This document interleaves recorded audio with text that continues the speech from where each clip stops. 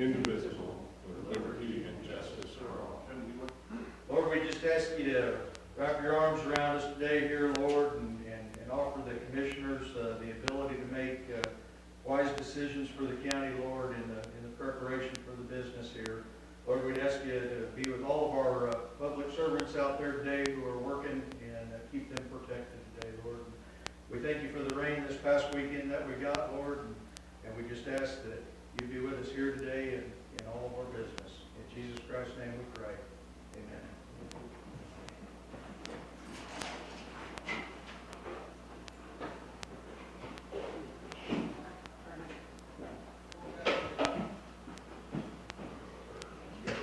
Through there and get a little bigger gap in front of us then. Yeah.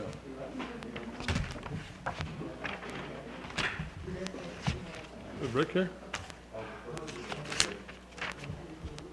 Truck's out there, isn't it? Oh, yeah.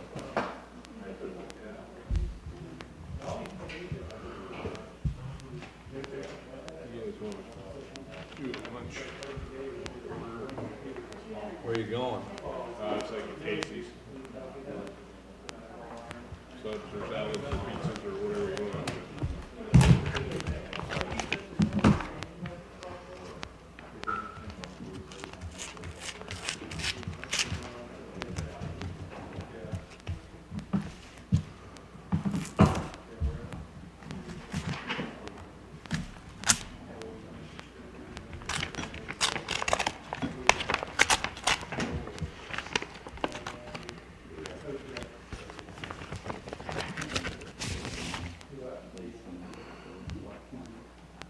I have an ambulance. So, yeah.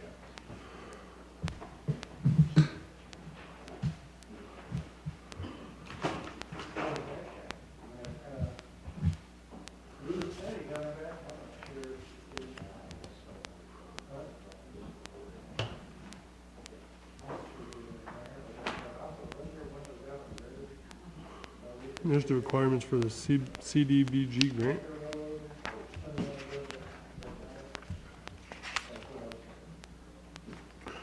All righty, good morning, everybody.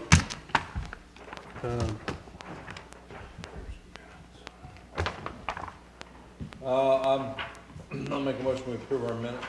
Second. Moving second, all in favor? Aye. Aye. Bills.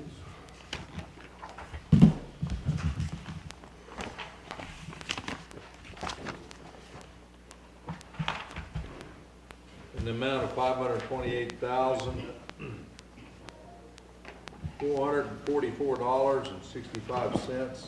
On my motion to approve. Second. Moving second, all in favor? Aye.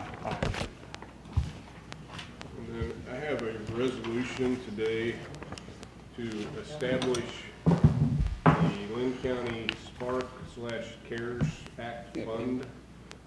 We have our money that's coming in from the, federal government passed through the state for funding for all this virus response we've been doing. And Janet and I talked about it last week and felt it would be better to have that in a separate fund to track everything. So I prepared a resolution to establish that fund, had Gary take a look at it, and he thought it was okay. So, so if you're ready for that, it's resolution 2020-16. I'll make a motion that we approve resolution 2020-16. And it was for the, you said fund, it was a bank, or But it's a different fund in our accounting Spark system, account? just to keep that money separated from everything. Second. moving second, all in favor? Aye. Aye. And I think that's really all I have. I have a report from Tisha on the number of cases and everything, and she emailed me that and a copy of the press release this morning, so I don't know if that meant she wasn't coming or. Yeah, she's not coming. Okay. Do you guys want this report now? Gary, you need to look at that? I'm sorry? Do you need to look at this? He's already seen it. Oh, you already saw this? The resolution, you already seen that, right? Oh, yeah, already read it. Yeah. That was the one on the fund. Yeah. So this was the report Tisha sent on the number of cases. We We are up to 25 total cases in the county. You got one. 9 of them are active, and we've got a total of 2 hospitalized, and 1 is currently in the hospital. And 8 cases between Monday and Friday last week. Was that from a majority from that one incident? I think, a great, yeah, and that's the reason she did a press release, because we didn't have any way to trace a lot of the people. Did you have a copy of that press I release? do, I don't think I made extra ones on that, but I have 1 copy of the press release, and we already sent that out. Are they not going to say where this party was other than? I think they referred to it closely enough that people can identify it. If they were there.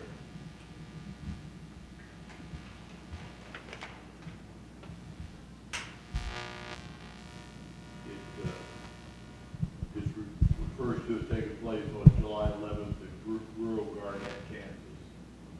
And this is a joint press release done by really 3 counties, because there are people from Klamath County and Linn County and Anderson County. Are the other counties working close with us to get it? To,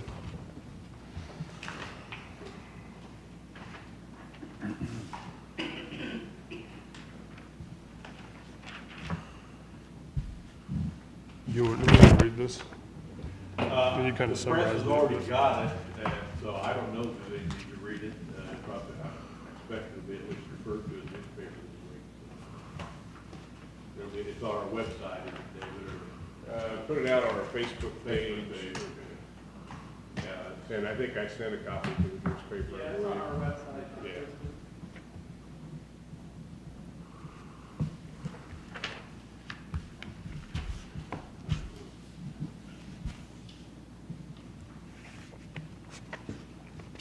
Gary, you got anything right off the bat you need? I have several things to do. None of them are time sensitive, just need to have them done this morning. We'll go ahead and get AMR. Go, welcome back. Thank you very much. Happy to be back. I have a healthy baby at home, and everybody's adjusting well, so AMR afforded me time off, and everybody stepped in to help out with things while I was gone, so I felt really supported by the company, and missed everybody, missed y'all, and glad to be back. Volume has definitely been up. In the last 7 days, we've had 20 transports, and we've had 44 transports so far month to date. That's about half a dozen transports higher than expected for the month, so it's been a busy month so far. We have a supervisor position coming open. One of our current supervisors has also been working towards getting his nursing license to kind of expand his career in that direction. And so he'll stay on part-time with us, but he'll be jumping into a full-time nursing student role, and so he won't be able to keep up his full-time commitment with us. So we'll be recruiting and promoting a supervisor here in the next several weeks or month to fill that position. And I think that's anything I can think of. Jeff, do you have anything to add? No, sir. We got Jackson AED this morning. So we got your AED fee this morning. Oh, excellent. Is that for this facility? Yes. The county purchased another AED through us to have located in this facility, so. Commissioner's looking a little weak, are we? Health-wise? We're gonna have one on that wall and that wall. So, anything for us? No. Thank you. Sheriff?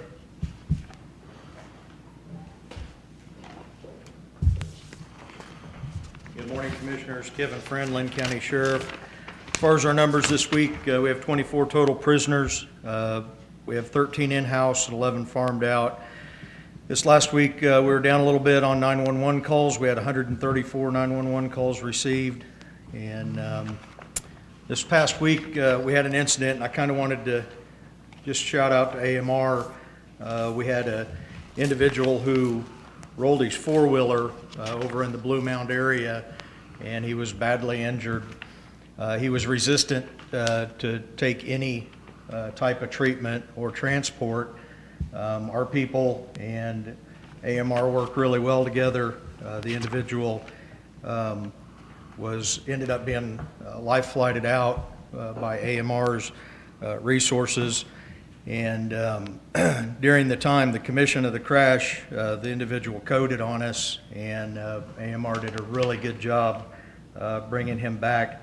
And I'm happy to report that today the guy's at home recovering. So that was a huge deal, and we really appreciate the resources and the effort we all worked together with AMR. It was greatly appreciated. So that's pretty much all I have. If you guys have anything for me.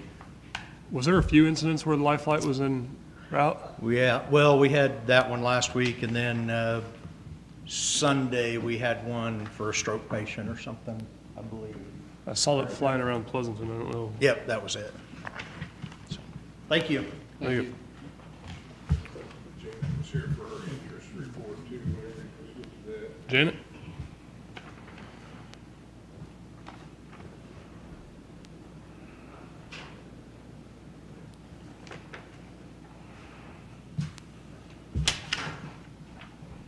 Yep.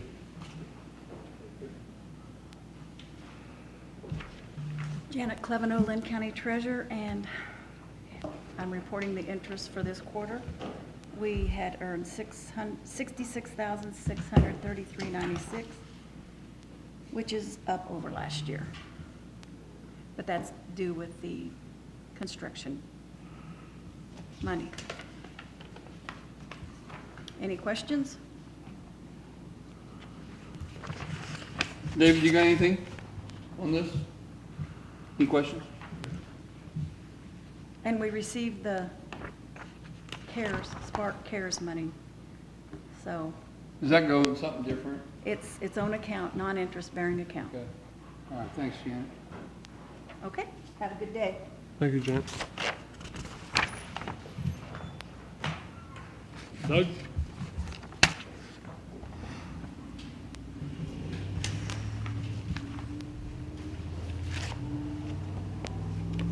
Good morning, Commissioners. Morning. Doug Bartlett, Fire Emergency Management. Obviously, we got a little bit of rain yesterday. Pleasanton had about an inch east of town to the state line, probably got a little more than that the way the storm started developing over Pleasanton. Blue Mound, from what I could tell, got about an inch and a half, and Parker got 0.0, so they were kind of scattered, and the northwest area of the county got absolutely no rain that I could see whatsoever, so unfortunate for them, but the rest of us did get some benefit. One severe weather warning in the county, in the northwest corner of the county, and several severe storms around us, so I monitored that yesterday evening until the threat went away.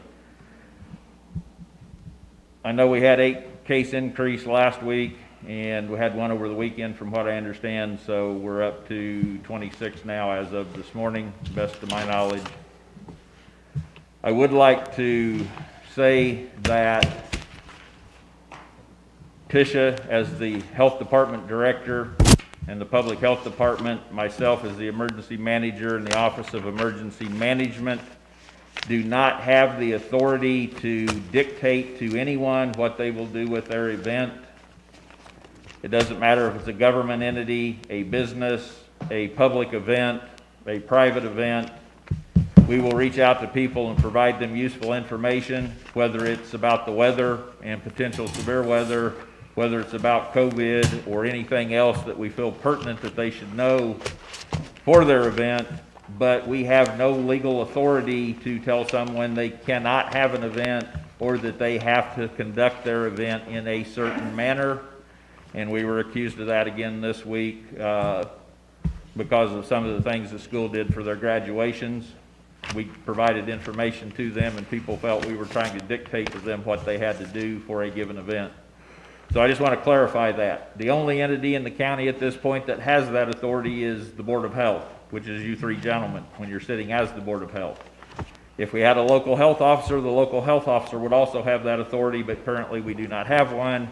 So again, the only entity in the county that can dictate whether or not an event can take place or set conditions for that event are you three gentlemen, sitting as the Board of Health.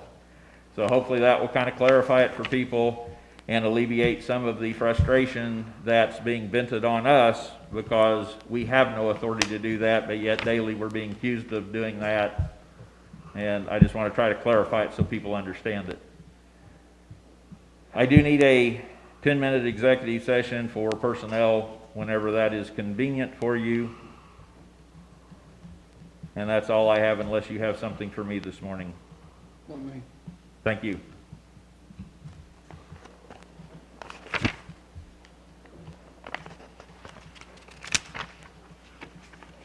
We're moving quick today. Jack, do you got a lot? We'll go ahead and go. He always says that.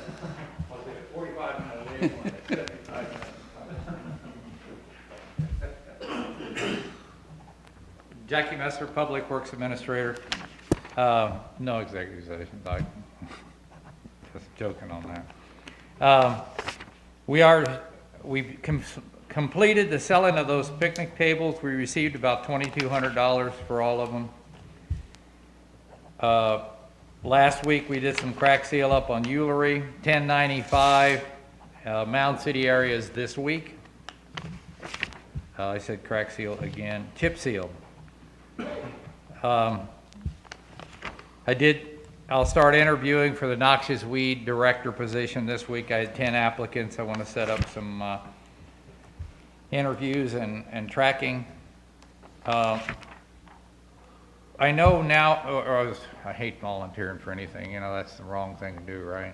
But the buildings over here, the storage buildings, the different, I think we need somebody to track it, to who has what slot, and just not to dictate it, but just to track it.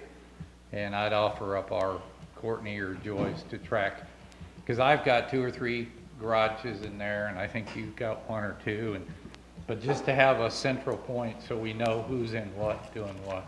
If that's okay with you guys. Oh, me. I think they're coming open, more and more are being turned over to us, but that way we'll know if somebody needs to. Who are they turning them over to now? Basically, Jackie. Yeah, and they're not really, they're just letting me know there's more. I want to make it more of a formalized. We have 50 units. This is who, Register of Deeds has this, Sheriff has that. We have just somebody who knows where everything is. Right now, there's no one central point. I just wanted to offer up to be that central point. So we have 2 that we're going to use for excess surplus stuff that we're going to sell or get rid of, instead of just, if a chainsaw is no longer usable and we don't have enough for Purple Wave, I'm going to store them in there till we have a pallet and then go ahead and get rid of them as a group. So I've got a couple of stalls, but just for tracking purposes. There was a question that came up last week. I just wanted to clarify and make sure that there's no confusion. The sheriff asked me about a traffic, Tanglewood wanted to do a traffic plan or a traffic study up there, and I offered up Kevin Amers to talk to him, work with him, give him an idea of the scope and how big it would be and what they needed to look at, and which he did, and he provided with recommendations. And then I started hearing rumors that we had done a traffic study for them. We didn't do a traffic study. Is the sheriff involved in all this? He just knows about it. I don't know how. He was on the periphery of it. He started all this mess, but but anyway, I just wanted to clarify. I just wanted that announced. Yeah. No, I just wanted to clarify the verbiage on this. We advised Tanglewood about, okay, you're probably going to need, just so they would know the scope of what they're looking at, probably 40 signs. You might want to change the speed on this road, but You're probably gonna have to put stop signs here. Here's what, this is how big your issue is. So they could take it and get a traffic study done. We didn't do a traffic study because it has to come from an engineering firm. So it's not a traffic study. We just gave them some expertise. And they're wanting to do that, why? So that, To enable enforcement of the sheriff's department. the standard traffic ordinances out there. Correct. Yeah, back in 2014, I believe, they entered into an agreement with the county Right. under a resolution that was passed at that time. And in order for them to achieve the ability for us to do any traffic enforcement, we had to get signage and stuff like that put in place. So I linked to Jackie, of course, with Public Works to assist in that. And I think Kevin spent probably the greater part of a day out there and assisted them with what signage should be put in place to properly affect that. So if we went out there and wrote a citation for something, the signage was there and the warnings were there. It was at the request of Tangle. Right, I remember, yeah, we remember that. But before it's an official traffic study, it has to be done by an engineering firm. So that's their responsibility. Yes, so- that's their, and they And said the they signage would, and all that is is their theirs. responsibility, because I So- remember the resolution. They said they would clarify it in their minutes next time to make sure it's not, we did not do a traffic plan. We just consulted on what we saw as the scope and what they might want to look at. This is within the gates? Yes. You remember we passed that, Paul, and all of them were involved. We had a group of people here for a while, and, That was about when I first came in. I believe the resolution is 2014-16 that was passed, of course, in 2014. If you guys wanted to refer to that. I thought there was a newer one than that, even maybe not.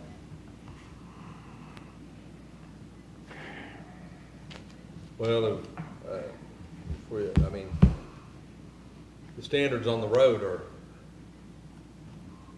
non-existent. I mean, most of them could never be, I mean, how would you ever establish or do a study on a speed limit or something on most of these roads that are, you know, the tree in the middle of it? Yeah, You know, I mean, I don't think that belongs there.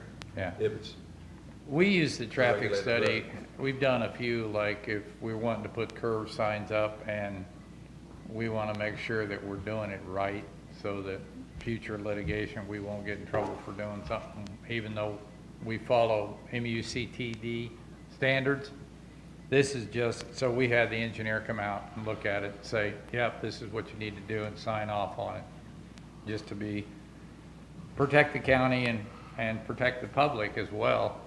So to make sure that if it's an issue of how we should do it, so. Other than that, pretty much moving forward. We're right in the middle of chip seal and busy. Have a few mowers out, but when you're pulling anywhere from 14 to 16 people to do chip seal, it's kind of hard to keep the mowing up and everything else, but we're working at it. So, I got a text about out on 1400 Road near the top of a hill at, is it Robdale? Something road, I don't know what is it? Robidoux? They didn't spell it right. Off of 1400, near the top of the hill, there's a boulder that needs jackhammered out. Do you know anything about that? it needs what now? It's a boulder that needs jackhammered out so that they can mow. Okay, we'll look at it. I hadn't heard it, but we'll look at it. There's rocks growing in the roads everywhere. The big rocks just grow. you want a list of that, are you? Especially, Lockout I mean, croppings? oh, and I did talk to, I did get a note from KDOT about the bridge grant, and we looked at 4 different bridges that we thought were candidates to go after. We've gone after that Hell's Bend every single time, have not been successful, so we looked at a few others to see if we could find one that has a little bit more appeal to the people reviewing the grants. we're looking at the two, this is Jason Hodkins with BG and I. The two that we looked at that, I think there's two different pots of money, so we're gonna go after two different grants. The one on Ungenhauer, the old historic bridge, it's narrow, it's, I think it's 10 ton, and I don't think very many people follow the guidelines on that one. There's also one out by Blue Mound that's 3 ton, and I think there's probably 10, 15 ton trucks go over that, just ignore the sign. So we're gonna look at those two for submittal to the grant process. We'll see. So, and One we're up gonna, on Hell's Bend is on a dead-end road, I and know that, we've talked about that before. it's been on our radar for years. Goes over the railroad track and then over the river, no, or not over the river. Not over the river, Just the just the railroad railroad track. track. I believe, I know the one down Long on one, Ungenhauer is fracture critical, and that one there may be scar critical bridge, but there's delaminated concrete underneath it, it's exposing some structural. And I know one engineer a few years ago thought that it could be going there and be re-encapsulated, and man, I hate to spend, yeah. there's literally a half a dozen pieces of property behind this bridge, but besides Clark's using for farm equipment, there's, I know a guy took a D9 across it on a lowboy here a while back, but, or heard that he did, I did. Well, there's a couple of houses up in there now. I know. So we're gonna have to, it was being inspected about 3 weeks ago. The state came in, they do those. And they were gonna inspect that one and let us know what they found. So, because it takes specialized equipment to get up underneath it, we contract them to do it. The state went ahead and inspected, or the state contractor. The access to it is terrible because it's just really not a good way to get, I mean, Merzine is literally, what, 100 yards to the north of it? Yeah. And you can't hardly get underneath it by foot, let alone with any equipment to get up in there and access it. Of course, it takes cooperation of Santa Fe in order to Yep. shut down rail to, I don't know, it's a tough spot. And that's one of those roads, the rocks are growing in the road. They're always right there. This bridge down on Eulery is the arched bridge, or just the old state bridge? Ungenhauer, Yeah, I got it. just north of the brand new one that we put in a couple of years ago. So, and it's historic, so it's probably gonna require one built beside it, I would think, but I don't know.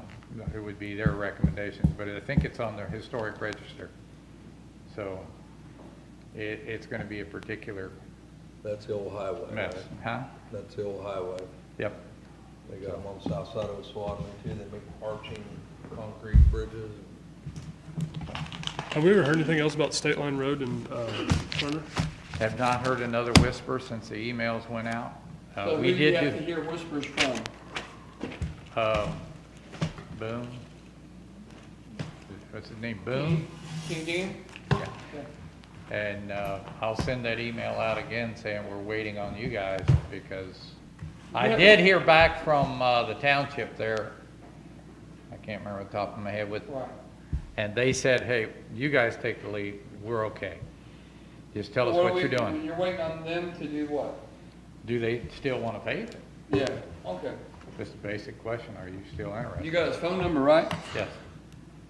And we also, since we were waiting on them, we did put a traffic counter on there. I don't have the results, but we also put a traffic counter on that Ungenhauer one, and then we're gonna go put one on, next week we'll go put it on that one off, I wanna say it's either Ellington or Ferris, that small 3-ton bridge, where it hits 31.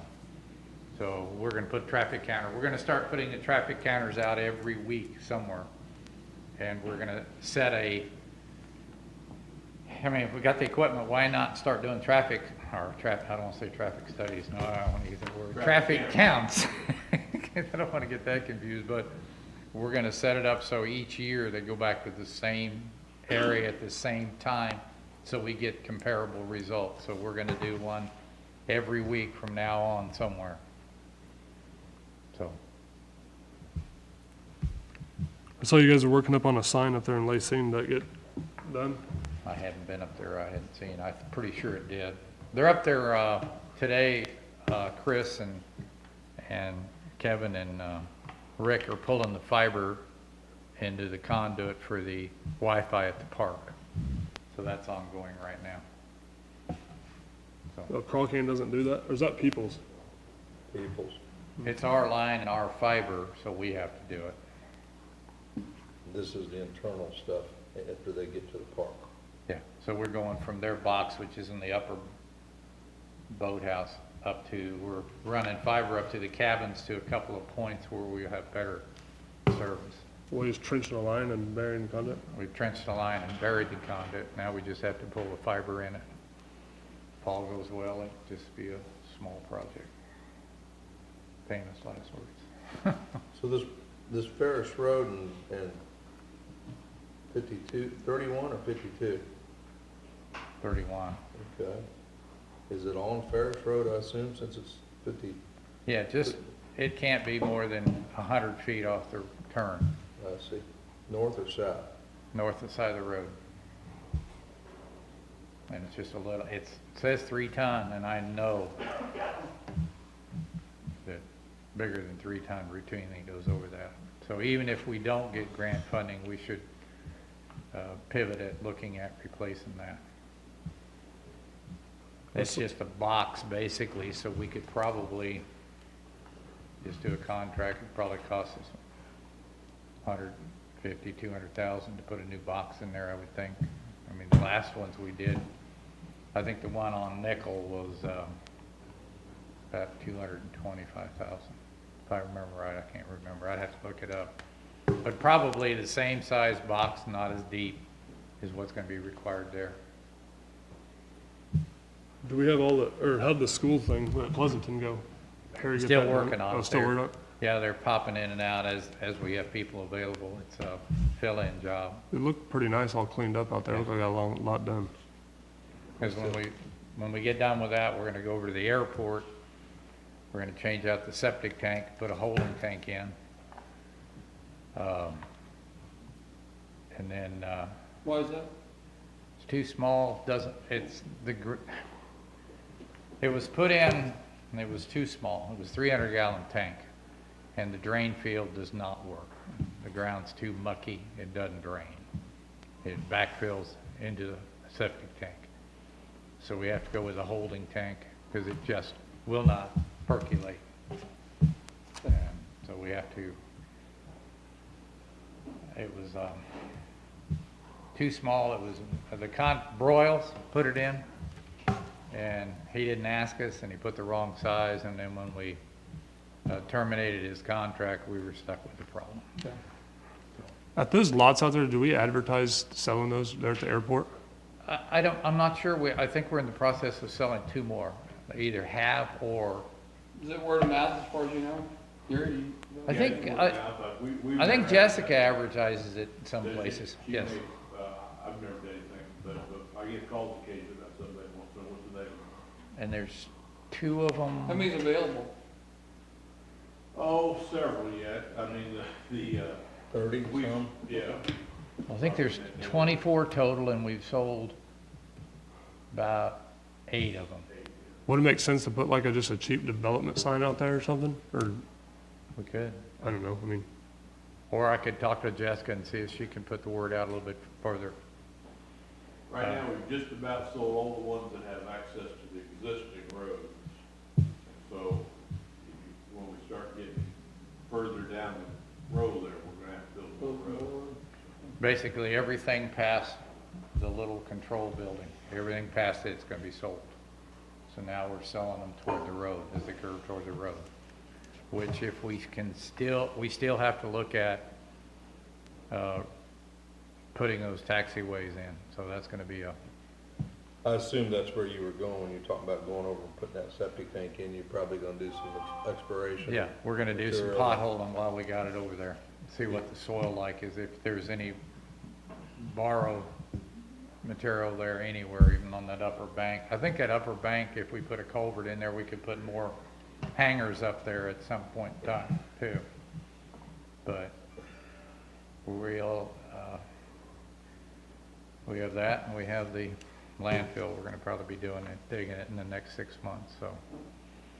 We had some design work done on that airport, and they came back with wanting to do some structural soil work underneath some of these taxiways, because they're not just carrying a 2,000, 3,000, 4,000 pound airplane. They're going to be carrying concrete trucks, gravel trucks, and, you know, the development, the steel buildings and such as that. So that I think Peppercorn did the design, but it showed us removing some marginal material and replacing it with clay or engineered type material underneath it. And we were hoping to find it there on the airport where we weren't going to be detrimental to the development of the airport. I had a viable, what I consider a viable contact on a lot for sale about 2 weeks ago, and hooked them up with Jessica.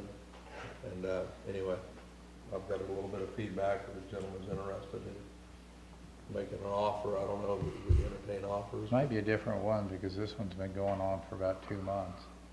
So it might be a different one. Is that a If Lacine? you could have them give me a call, I've been doing the contract on it and managing it. I think I got him in contact with Jessica, but yeah, if I talk to him again, I will let him know, and I will be talking to him the next couple of weeks. But anyway, that we need to figure out whether the material's there, so we can see how big a job it's gonna be to harvest or find this material so we can further develop that. And I think we're gonna be able to use the revenues from the sale of the lots to Put in, yes. put these taxiways in. They're truly not, I'd hate to say they were taxiways, but anyway. Yeah, I don't know roadways what into term to use for them. They're not really a taxiway, but access roads. the from the access hangars. roads to the hangars is what they are, but. I call it anyway. taxi, but it's not. Yeah. But we'll pothole when we get over there. And we have done that in the past, and we have done some studies, but I think I want to do a little bit more in-depth. I think Peppercorn was the one John Byington went over there with a backhoe and dug them a few holes, but I don't think they dug on that bank up there. I don't know why they were doing what they were doing. It was, During the development of it, one of our in-kind stuff was that we managed it. So I went out there and met with a dirt contractor. There is engineered soil there. There also is rock up there about midway through the runway. But anyway, there was a lot of fill on the north end of it, so there is some soil out there that's suitable for that. Something to think about. I don't know if it's necessary right away, but if we put in a holding tank, we're obviously going to have to pump it. yes. But we can, if we find a suitable site for a set of lateral fields, we could put a pump in and force main it up to a set of lateral fields and into a lateral field area, so. Catch me up to speed on it. I thought Pleasanton had something to do with all that sewer stuff. It's in the city limits. So they can't get, I mean, Anything that happens there has to comply with their regulations as well as our covenants of restriction. You're looking for public sewer? And when it comes to sewer, they defer to the county for. Yeah, they're gonna say, we're not gonna sewer it, you're the developer. Yeah, they're gonna defer to the county, anything other than a gravity sewer or lift station, which that's not feasible there, so they are allowing them to put an alternate system, which is a leach field. So, we went through all that, I think earlier with Jessica and the city. All right, sounds good. Hey, can you call Kenny Dean? Pardon? Just call him on the phone. Oh, this Kenny Boone. Okay, yeah, because Because, I mean, this has been going on about 8 months now, that road. okay. Maple Creek Ranch. Well, you threw me for a loop when you called the guys for it. Okay. I think it's just a matter I've got his phone number if you need it. has he reached out to you? What's that? Has he reached out to you? or anything? Yeah, a couple times. I mean, they're wanting to pay for it. Everybody's on board, so. I think it's great. Yeah, I went out yesterday to Target Oaks, Iowa, picked up a 4440. The guys told me the land out there was going for 13.6 an acre. Mhm. It was, I was up there for school in Iowa, and there was some land that sold for 25,000. All right, well, that's all department heads, isn't it? You want to go ahead and open it up for public comment? Anybody got anything they want to discuss? You got anything? All right, well, then it looks like we're at, Got a bunch of things here. You want to start on my stuff? let's do it. A couple of weeks ago, we did a public, it wasn't an official public hearing, but gave people opportunity to comment on closing a section of 2250 road, and we never actually acted on that. I know you agreed you wanted to do it, but I don't believe, I couldn't find a resolution having been drafted. So here's a resolution closing that section of 2250 road in section 35 of township 19, range 21. Is this where the guy came in? Is this Yeah. that Green, Mr. Green? Yeah, each one of those. I need a resolution done. I think I've got this already here. Well, I couldn't find it, so. Unless this is another part of the same road. Well, we've got a notice of intent. Is that what you got, or did you? No, I have a resolution 2020-11 that was passed on the 8th of June. Okay, well, I couldn't remember, I couldn't find a record of it anywhere. It was, Abram Nice Road? it's not been recorded with the county. Okay, this one says, the description doesn't look as long as this, but it says, portion of 2250 road beginning at the east line of section 35, township 19, south, range 21 east, thence proceeding 980, or west 980 feet. Road was laid out in 1881, established as a 40-foot in width. Road was referred to as the Abram Ice Road, described in Book 2, pages 138, 139 of County Road. Why don't you review that, and then we can pick, if it's not that. Yeah, well, we looked, we couldn't find it there been recorded, so if it's been passed, then it needs to be recorded. Yeah, Pam had just sent me a message about it this morning, and I looked and found that resolution.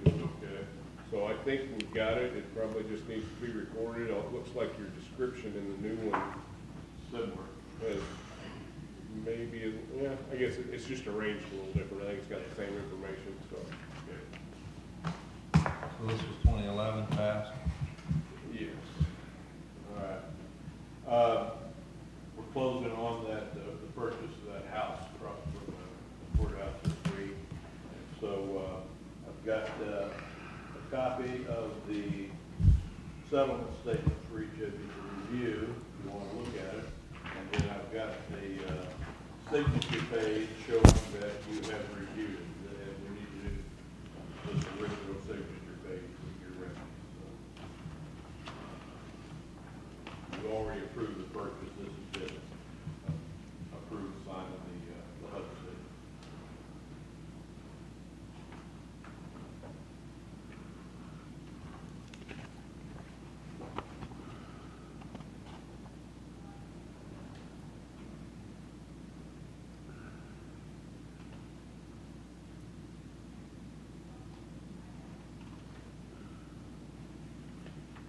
Look appropriate, Rick?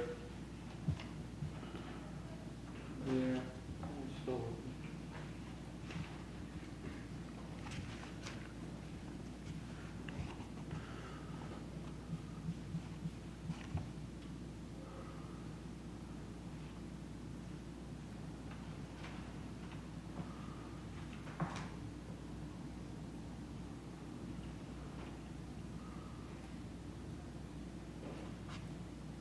Yeah. So, need to sign You need a motion, or we that. just? Yeah, I'd say motion to authorize the signing of the, document showing the receipt of the statement. Make a motion that we sign the acknowledgement of receipt for the settlement statement on the property that we're purchasing at 512 Main, Mountain City, Kansas. Not 512 Main, is that what it says? Did we buy something else here? That should be 120 It's South 120 Fourth. South Fourth Street. That was the borrower. Oh, okay, I got you. Where's it at? 512 Main is, Jess's office. 120 South Fourth Street, Mountain City. Yeah, that's my motion. Second, move second, all in favor? Aye. Sign it, one of them. Aye.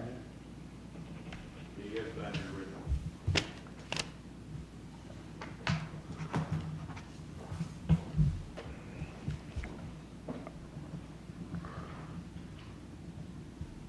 Is there a place for David on there?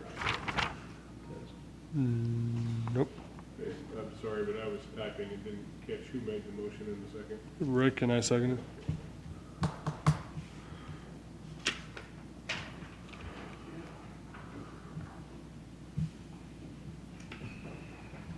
Okay,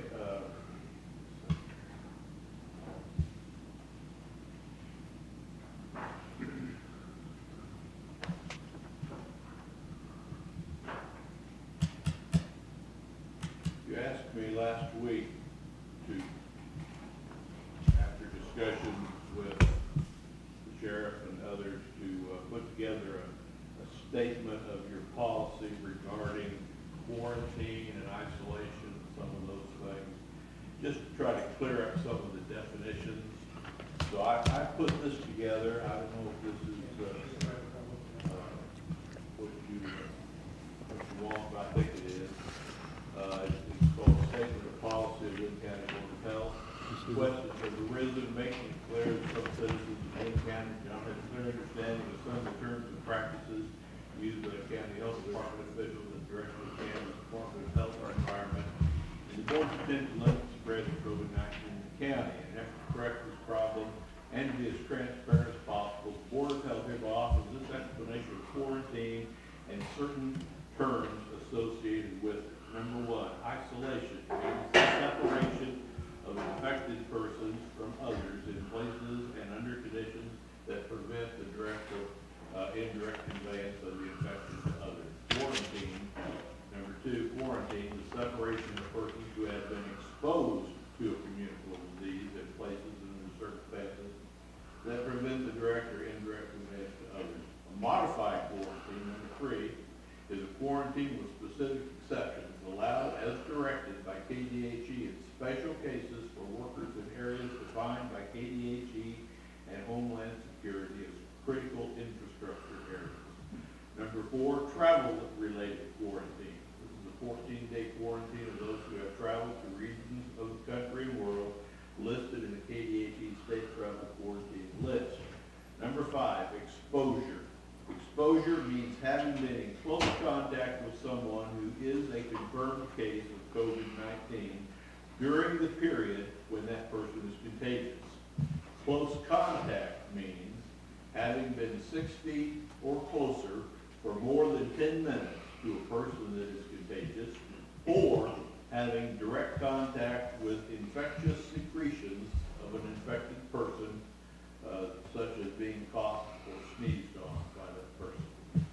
In all matters relating to quarantine and isolation, the Linn County Health Department is following disease intervention guidance and recommendations provided by the Kansas Department of Health and Environment. For a list of frequently asked questions on isolation and quarantine, there's a website there that I've indicated. I also have a copy of that if you guys want. The County Health Department is obligated under KSA 65-129 and the following to act to enforce the above defined quarantines and isolations. Any person who is aggrieved by an order, the health department may appeal the order following procedures of KSA 65-129C.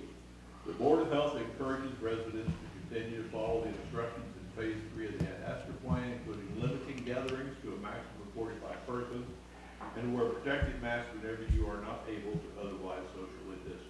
Approved by the Linn County Board of Health, July 20, 2020. Then the last page is a little,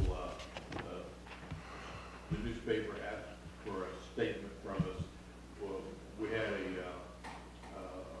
habeas corpus petition filed last week in this report challenging a quarantine.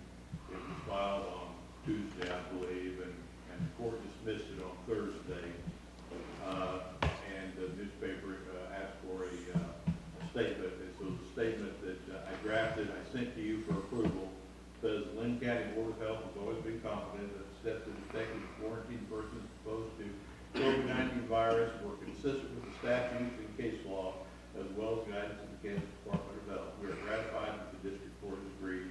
While it is never desirable to have to issue a quarantine order, the duty of the Board of Health sometimes requires such actions to protect the citizens of the county and to attempt to limit the spread of the virus. So if you're okay with this statement of policy, if you would have motion to sign and issue it, I appreciate it. So moved. Second. Moving second, all in favor? Aye. So, are we gonna, from now on, did you get the email from Tisha? Talked about us signing the quarantine orders? Until, yeah, she wants, from this point forward, she would prefer, until we have different arrangements in place in terms of personnel, she would prefer that quarantine orders come to you to be signed. Are you okay with that? I mean, that's really your job. You can authorize somebody else to sign it, but ultimately, if you're, you know, it's on your shoulders. So, if the question is, how are you going to get it signed? Yeah. If you authorize one member to, do it, there's still the question of, how do you approve it before that one member signs it? So I don't know, we got, I was going to get into that after I got into this other thing, which is this contract with the CHC.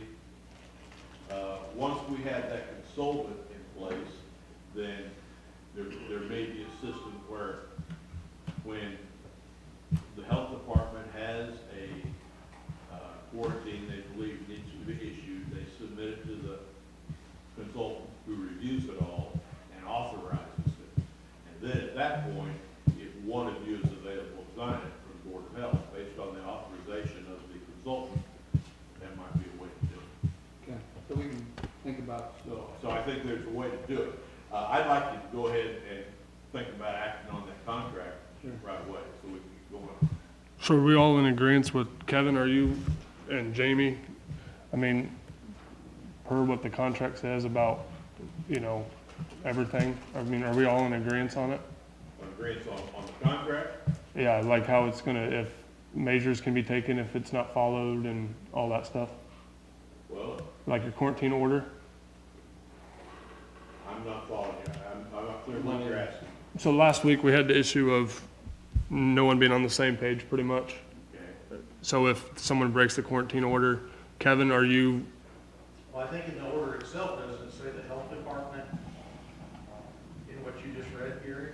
Well, what I read here is a statement of some definitions, so that it's clear, one of the questions that the sheriff raised last week was, and others, that people don't understand what it means to be exposed. For example. Well, we're trying to clear that up here. Here's what it means to be exposed. If a quarantine order is issued and someone does not comply with it, then it would be probably what we would end up having to do is just file a petition in court for enforcement of it. I think that's probably what we would do. Rather than just sending the sheriff out to do something. And what are we gonna, we would have to file a petition in district court saying, we've issued this order pursuant to the statute. It's not being complied with. We think that's a danger, and we're asking the court to report it and comply with it. So that's how we would enforce it, rather than going to. Rather than what Channel 5 News reported on that one. Right, we're not gonna lock somebody in. Now I did see that one county was putting Ankle. ankle bracelets on them. Did you see that? So we will allow the. But let me be clear, that's not something that's proposed here. No, it's not even a question. But So the district court would make a decision on we were right or wrong, or what? we would appeal, we would file a petition in the district court asking the court to order the enforcement of this So if you gave me a quarantine order and I don't want to follow it, I'm just on the street until the court say, Well, basically, that's why we would need to move quickly, we would need to get it into court. But, I mean, unless you want to be very heavy-handed and to post somebody at some, I just want to be very clear is all I want to be. Yeah. So, what we've got to do is appeal to people and get them to see that by ignoring these things, they're hurting everybody. That's the thing. This is not an attempt to take away somebody's freedom. It's an attempt to give somebody some guidance about how they can keep from hurting other people. That's really what it is.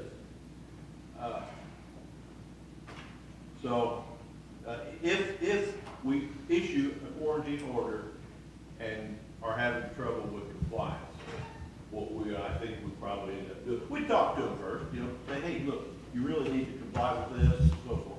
But if they won't, they will have to go to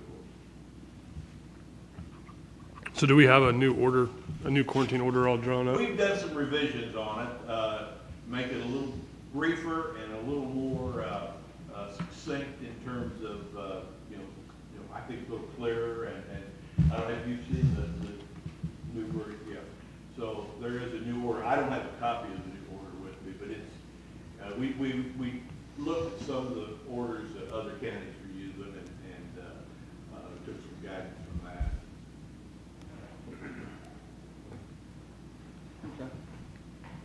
that. Okay, so any other questions on any of that? Nope. All right. Can I ask a question? Yeah, go ahead. So you're saying you go to the courts, how fast can we get a court date? Would it be past the 14 days you're trying to form? No. On a deal like this, the court would probably hold the hearing within 24 to 48 hours. We would ask for an expedited hearing. And of course, the fact that we can do it by Zoom now makes that a lot easier. I know that one of the guy that challenged it or whatever, he was having trouble with, representing himself when he went in to try to talk to them about 72 hours getting a hold of court or whatever. He wanted to represent himself. He didn't want a lawyer or whatever, but he had to come over to district court to do that. And then so he was like, well, how do I do that if I'm quarantined? I can't speak to that because I did not know that. I do not know that to be a fact that he would have had to come over here because everybody appeared by Zoom. So. Right. Well, this was before because he didn't want to pay for a lawyer or something. I don't really know that. I got a lot of phone calls over that one. There were a lot of things that were said about this case that were not accurate, I would say. That all yet? All right. But yeah, it can be done quickly. Even this one, I mean, they filed it and it was heard in 48 hours. Gary, if they wish to appeal the order, would it be, and I understand what Danny's saying, I think it's a problem, that they can't leave their residence in which to present themselves to the court. If they wish to appeal their order, could they appeal that and contact you and get guidance as to how they would do that, or? I could not give them legal advice. That would not be ethical for me to do. I think it wouldn't necessarily be legal advice, but maybe a policy as to how they would proceed pro se if they wish to. I think it might be appropriate for us to work with the courts to chart that out for folks. But, I just want people to understand, sometimes people don't understand when I'm talking to them, they don't realize I'm not giving them legal advice. I understand. I just don't know an avenue to, Yeah. I mean, if one of our people served it and somebody wanted to appeal it, what does that look like for them? Because like Commissioner McCullough stated, the guy couldn't leave his property in which to present himself in the court to start that process without counsel. Yeah. And I'm not certain that would have been necessary. I know that someone told you that they said that, but I'm not certain. My question would be, would the district court even want them there? Would they allow them to be there if they've come in contact? So I don't know what their order would be. I mean, that would probably play into it. Right, and my thought is you know, maybe we can cause an avenue for an appeal where they could be faxed the paperwork or emailed the paperwork or something like that, in which to file an appeal to this situation. I agree, I yeah. think we need to work for the people to get to that point, so if they choose to, there's an avenue at least. Right. And we're not restricting them by, you have to stay on your property, but if you want to appeal it, you gotta go to the court, you know? Well, we're not saying they gotta go to court, and I don't believe the court says that either, but maybe I'm wrong. Yeah, and that, that could be taken out of context. I know that I file cases all the time without ever setting foot in court. Right, right. I just don't know how a person, if there is a general form to file a motion pro se and send it into the court. Those forms are typically just a general kind of a petition sort of a thing, is typically on file with, on the website of the Kansas Judicial Center.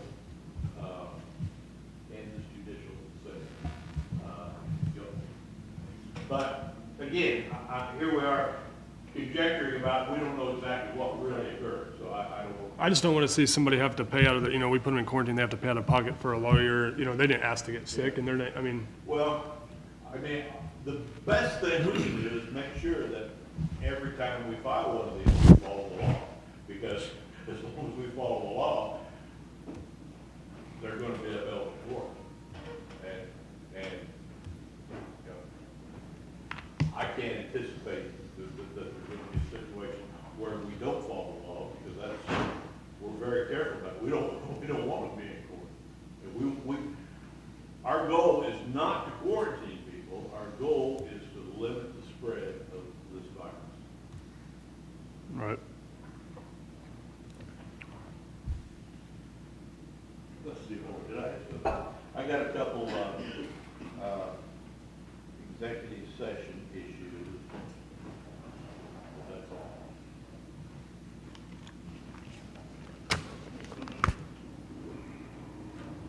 Didn't Doug have a 10-minute personnel? Yeah, Doug was needing personnel.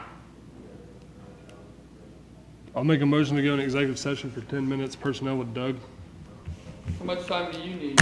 I'll probably need 30 minutes. 30 minutes with Gary for what? Legal?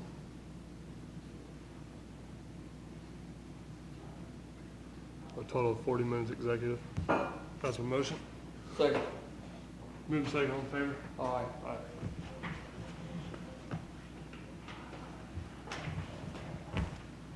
Stan? Stan? You stay for 40 minutes? I'll stay for 40 minutes, let me off.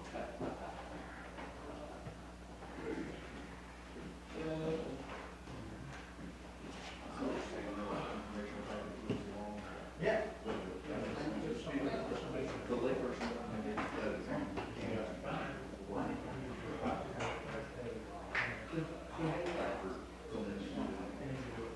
Oh, not their copy. Do you like Casey's copy? There's Bill.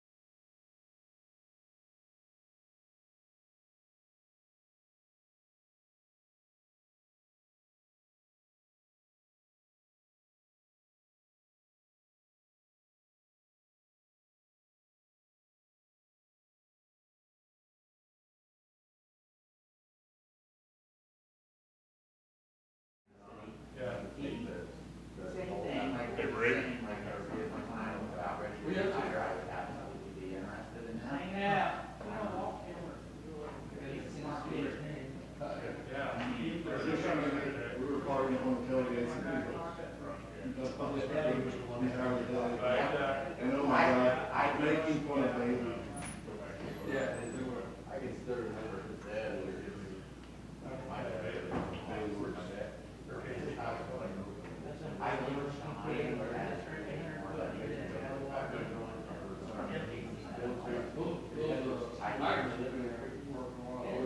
That's better than, you know, that, whoever paid for all those fancy things.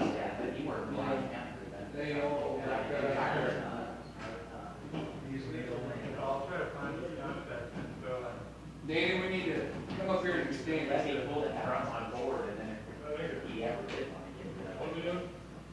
Make a motion that we go back into executive session, 30 minutes for legal. Move second, all in favor? Aye. What are you up to, man? I've never been to a Just go back and.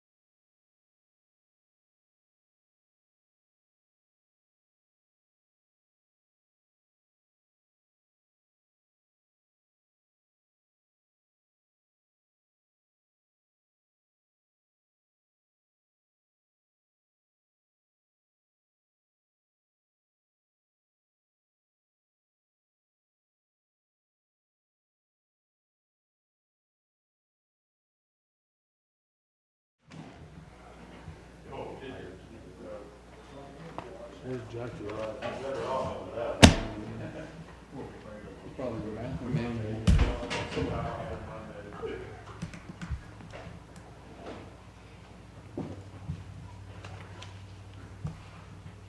You want to do that CHC or? Yeah. whatever Have you reconvened? it's called? We have. I have a contract here offered by CHC of SEK, offering to serve as our health department consultant. The way the statute reads is that a county of our size, we can, rather than have a physician on staff as our local health officer, we can have our nurse serve in that general capacity if there is a clinic that will function as a consultant.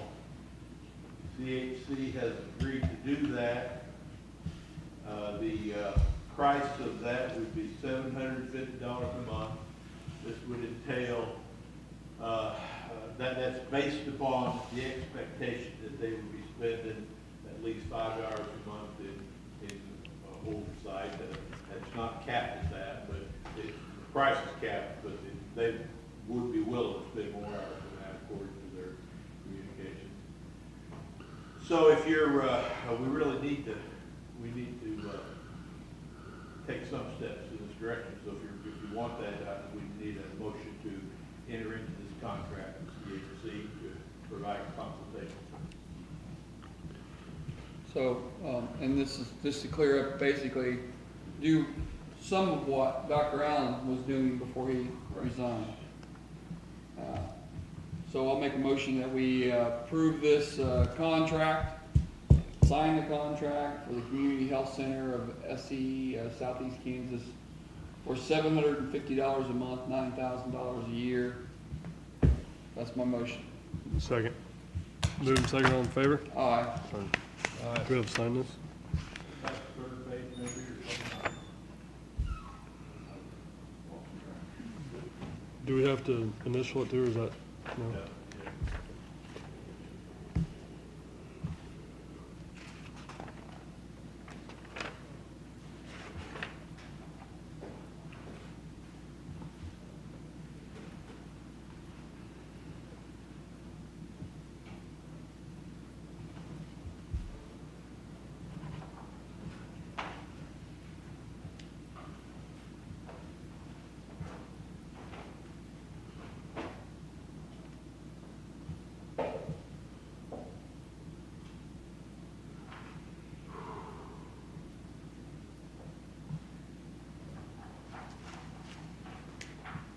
Jack?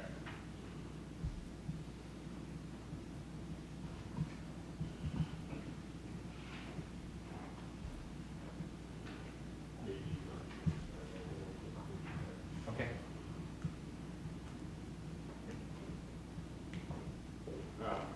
Yeah, Jackie wasn't back in here yet when you were doing Yeah, that. they did a motion to approve the contract with CHC to serve as our health department consultants in lieu of having a physician, a local physician do it.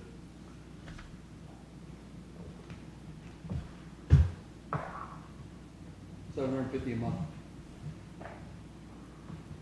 And Gary, if I could get a copy of that along with those other copies I asked you for, that'll give me some more information for the minutes. Okay, I will do that.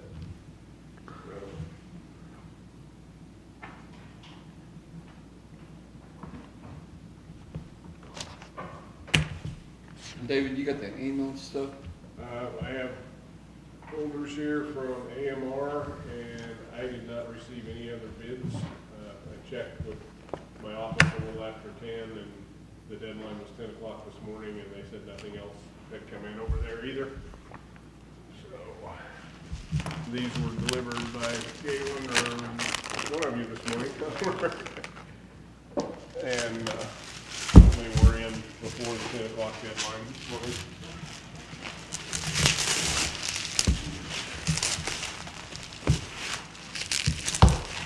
And put your picture on the front. Mitch, they have you on the front of here.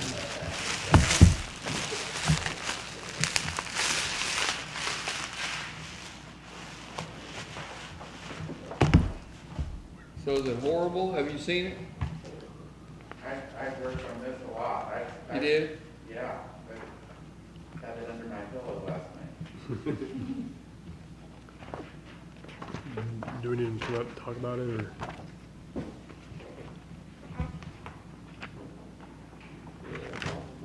Hmm? No, I don't think we need to go anywhere and talk about it. No, I So mean, you bid 4 options? We did on page 6. Okay. We got that. You want to walk us through this since you, so, Yeah, so essentially, and we might tag team it because Jason and I are both working on it quite a bit. And then when I was on leave, Jason jumped in and did some more work on it. So the first option, option A, is essentially the system design that we have today with no changes. So it keeps the 150,000 mile limit, 2 ALS ambulances, the supervisor vehicle, and then the on-call ambulance. So option A is what we're doing today. Option B adds in essentially another full-time EMT position that would ride with the paramedic, and so essentially there would be 3 ALS ambulances and still maintain the 150,000 mileage limit. And you'll see in the row titled Quick Response Vehicle, that's where you'll see whether it's just the one paramedic or the paramedic / EMT. So for that factor that we put in and took out the different options. And then option C is essentially this system that we're providing today, but increasing the mileage limit up to 225,000 miles before a vehicle would be retired. And extending the mileage cap, we were actually able to bring the subsidy down from what it is today to 895,000. Jump in with a question while since you just went through those. If I'm looking, just a quick calculation, that option A, that's the current system we have now, that is the same price you're charging now for it. So that would That's be right. No No change. Okay. And then option D is the system design with the extra EMT, with the increased mileage cap up to 225,000 miles, and that would put that subsidy at $1,086,521.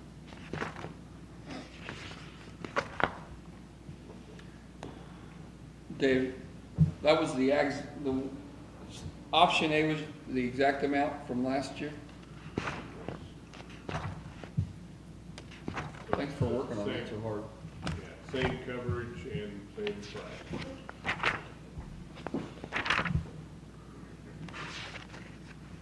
We just wanted to provide you options to either expand your system if you wanted to do that.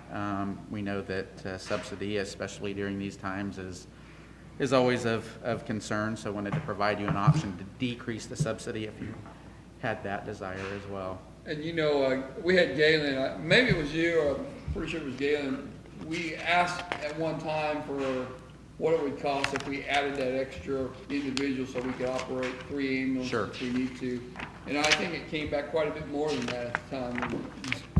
The estimate was like 140,000 more or something like that. I don't know the exact amount, but yeah. I thought it was even more, but I thought it was a lot. Yeah. And we felt it was out of our reach at the time. Sure. And effectively, you were just saying, hey, here's benefits, labor, that's what Right. it is. You're out the bus, you're out this, but this is what it costs to have the extra positions to support it, so. When you look we- at it, roughly 190,000, a little over between, by adding that extra position. If Yeah. you look at the comparison of A and B there. Well, if you go to A to C, which I think we've all decided or discussed, and I think we're in agreement on that the 50,000 mile cap is not as critical as maybe as it was when they initially did this. So, and I don't think 225 is a fleet maintains. Well, I think, from early conversations, that mileage cap came as a result of a previous company and what they were doing with their ambulances. And either, truth is, if you decide to do 225,000 miles, if these, if we shell an engine, you're still gonna have an ambulance available to you, is the thing. So it just is not the same comparison or scenario that you've been in the past. Is there anything else in here that you think we need to be pointed out to as basically the same package of everything everywhere, right? Yeah, I think, as we've seen over the last few years, that AMR has grown into a larger organization where we now have air ambulance as part of the company that we all are part of. I wasn't able to pull it off for this RFP, but I do believe during this 5 years that you'll see a membership component that folks will be able to purchase. They can do it individually now. We provide a membership for ground ambulance, and they can buy an air ambulance membership as well. You'll spend about $150 doing that. I think over the next 5 years, you'll probably see that we can offer that combined, an air-ground membership, and it will be lower than that $150. Currently, the ground membership is only available to Linn County residents for the use of AMR in Linn County.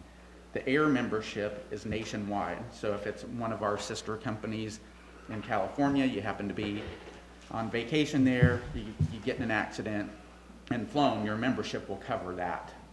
So I think what we'll see is that there will be something I can offer you in the next 5 years, and all the citizens of Linn County, or even maybe your employees, that we would be able to offer that for less and cover air and ground nationwide. We did actually have a new plan we offered employees as an option with our open enrollment that will take effect in August, that gives you coverage for air and ground ambulance Perfect. items that wouldn't be covered. And I don't know for sure how many employees took that, but they had a couple of different levels of plans. So for employees, it's at the employee's expense. Sure. But we are trying to offer that and help with that. Awesome. Options here. Yeah, so like I say, I wasn't really able to pull that off the way that I wanted to. We are able to offer this membership just as two individual things, but over the next 5 years, I think that you'll see that change. Really, the rest of it is what you know. There's not a whole lot of other things for consideration. Have you seen this at all? On option B, I see it's a paramedic and EMT. Is the EMT, is that necessary? Is it? For the B and D options. Yeah. So that was, whether it's necessary is really up to you guys and what you want your system to look like. Currently, that would basically convert the supervisor that staffs that ambulance out in Centerville. It would convert that from just a supervisor by himself in the vehicle to a transporting ambulance. Oh, gotcha. Okay. And the cost difference, obviously, and I'm looking at option C and D, those are the two, because 75,000 miles on it, or, the additional mileage on that, 75 or whatever it is. But we can say the numbers now, can't we? Last year's figures, we're not in any competition with anybody. Well, unless you decided, although we can't just accept one bid, but I don't think we're to that position. I think we've got a good effort, and Dave's not here, but I'm okay with saying, okay, we can do that. But if we were bidding something out, and we were even thinking about going back out, it wouldn't be right or just to put their numbers public. So, I'll just say this then, option D and minus option A, which was last year's, about $158,000 to add that individual difference on. I know you had status, I know when Vicki was here, she was very concerned about it too, being a, what do you call it, status zero, is that what That's you right. call it? Yeah. Several times a year, to make up that cost of $150,000 plus dollars. I'm not against it at all, I'm just trying to weigh which option's better for the county. Totally understand. Yep. And, you came back with option C is, I'm pretty proud of that. You came back cheaper than, lower than last year's. I wanted you to say that, so that's Yeah. why we worked on it. That's why I said that. We were gonna call it the Rick James option. Yeah, that's right. That's right, you gotta put fuel at the casings before you get to the city, and other than that, we're all right. So, I know this is your neck of the woods too, but I mean, do you feel that status zero was occurring more than it should have What do you last think, Galen? couple years? Not just last year, but the So, something that I would consider with that is your mutual aid relationships, and we have good mutual aid relationships with the surrounding counties, to where we go help Bourbon County from time to time, they come up and help us from time to time, Miami County comes down and helps. So that's kind of really the buffer to like the status zero situation. I mean, there's a lot of reporting we could do on status zero levels, but I don't think that there hasn't been anything that's come up, to my recollection over the last several years, that I've been in this role, that the status zero situation has led to patient harm, or delayed care. So because of that, I'm comfortable with the system the way it's running from an operations standpoint. I feel that the two ambulances and the quick response ambulance on the west side of the county provides adequate care to the whole county. Okay. And Kevin, I'm not trying to put you on the spot or anything, but you feel like the service from that end out that way, Centerville and Blue Mountain is there? Well, I mean, I think it speaks, to just last week when we had a situation. We had a medic on scene within a few moments. We had another station come in to actually assist with that, 10 minutes later. I think it would be an advantage to Linn County if we had that other staff ambulance, but of course, that comes with a cost. Yeah, And okay. I get that. And, I think AMR's, the care that they've been offering our community is impeccable, honestly. I do too. I agree. Thank you. I know, not everybody will see it that way, because if you're the one sitting there waiting on the road, it's gonna take forever. Sure. It's unbelievable the amount of time, and you really find out the truth about it, and it wasn't, unthinkable at all, that those 10 or 15 minutes waiting, it's a long wait for people. It is. Yeah.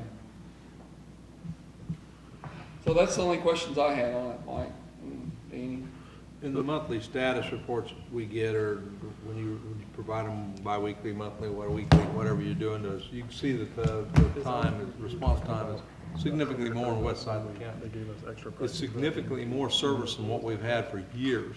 And there's also a lot of numbers that play into healthcare that, okay, we're not transporting for 15 minutes, but there is a very valued service being there really quickly.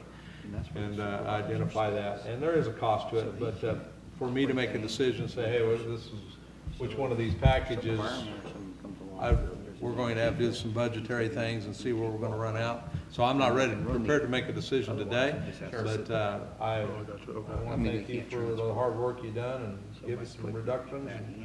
I mean, that's what I like to see. What are our options and what do you want to, well, we have costs. So, anyway, that's where I'm at. I'd like to, And so this is what I cost last year, this is what it cost this at year. least through the day, so we can study this budget some more before we have to make that decision which option. Doug, did you have some input? I can confirm the fact that the mileage restrictions in the original contract were put in there because of a previous company using ambulances with very high mileages that were broke down more than they were operational. And the commission at that time made a decision to put a mileage cap on there to make sure that in the future, we were not dealing with ambulances with 300,000 or 400,000 miles or more that were not serviceable. The only other comment I would make, obviously, it takes an ambulance from whether it's Lacine or Pleasanton to get into the Centerville Blue Mound area about 30 minutes. If they're at status 0, it's probably taking about 30 minutes to bring an ambulance into the county from outside the county. So that's, any way you go there, just throw those comments out. But regardless, if we have an ambulance breakdown, you guys are giving us another one That's until the right. time being, so it That's doesn't really. exactly right. You've got a spare one here essentially, and it would really mean two that are broken down before we have to start digging into a stash somewhere else. But regardless, you guys have are gonna have this. That's So right. if an ambulance breaks down or when it goes out for service, we backfill it with the spare ambulance, and then we backfill the spare ambulance with an ambulance from the Kansas City operation, so there's always a spare. That was not the case previously, and that's Right. why that was put in the contract, so.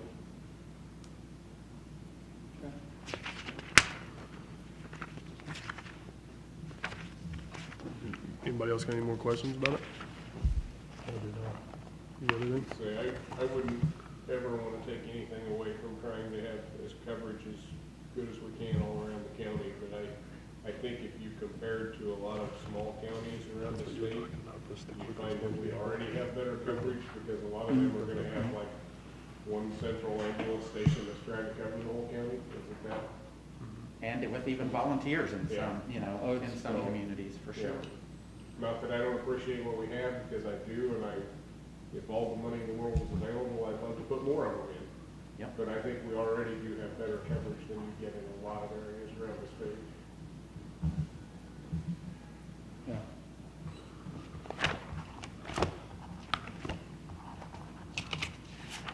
All right, so we need to decide on this.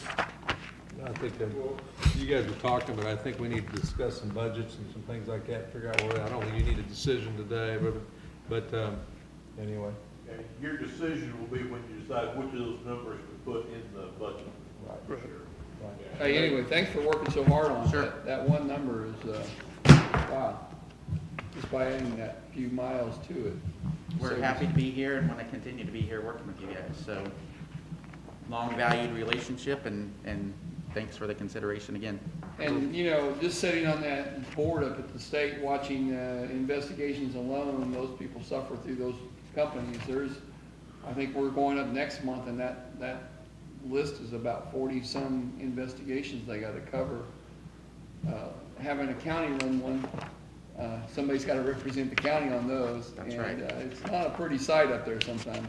That's exactly right. And they're talking about EMTs and paramedics that are accused of doing something that maybe doesn't fit that description of what they should have done. And there's quite a list, and there's some serious violations that even occur sometimes, from time to time, so. I'm glad you take all the heat for it.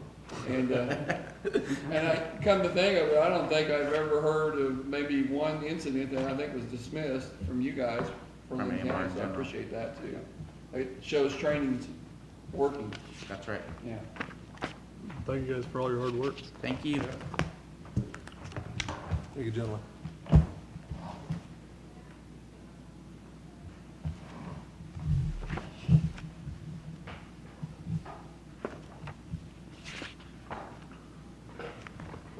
This is definitely something I want to discuss with you guys as we go through the rest of the day, talking about budgets, and at least get an idea maybe of which way we're leaning, so I know what numbers to put in the budget.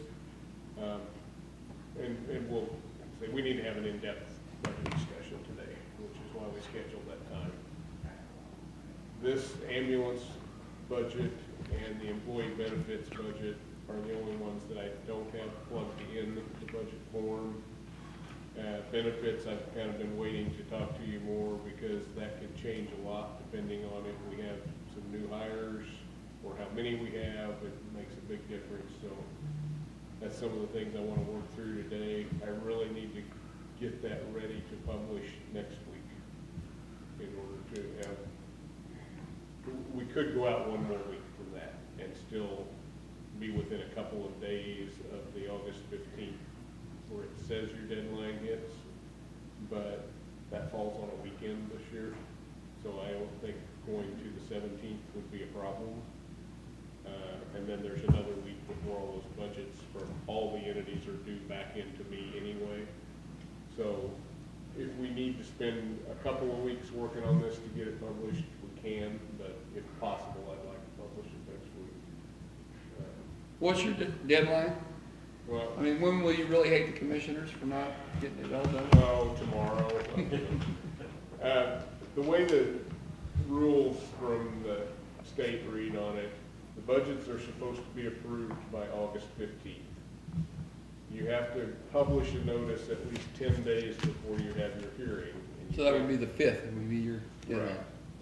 So you can't approve it until that notice has been published for 10 days because you have to have the hearing before you can approve the budget. So if I publish by August 5th, then the first day we could have a hearing would be the 15th, but that falls on a Saturday, I believe, which would mean we probably just go on out to Monday the 17th. That's going to be the same Monday that we do the election canvass, so that may be a long day anyway. And then all of the taxing entities in the county have to have their budgets approved, signed, and turned back into me by August 25th. Well, as soon as you sign the county one, it's turned into me. So technically, we could even go another week after that if we had to, and we could still have it done by the August 25th deadline. Because we could actually do it, you could have the hearing at your August 24th meeting, sign off on it then, and it'd be ready. I don't like pushing them out that far in case there's things that come up that are a problem, but we can if we need to. You're saying you'd like to publish on the 29th?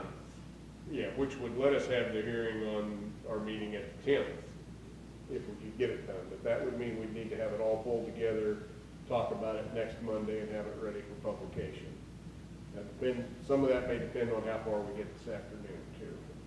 I'm guessing after today's discussion, you may want to pull some departments heads in next week and talk to them about budgets. Oh, I thought they were coming in today. They may, I mean, they're welcome to, but, Well, let's get it going. so, you know, it's, like I said, it depends on how far we get through everything today and how comfortable you are with it. I did order some lunch for Casey, so we could keep going for a while, and Katie should be going to get that about any time, so when she gets here, if you wanna take a few minutes break to eat something before we dive too deep in, that'd be okay. All right.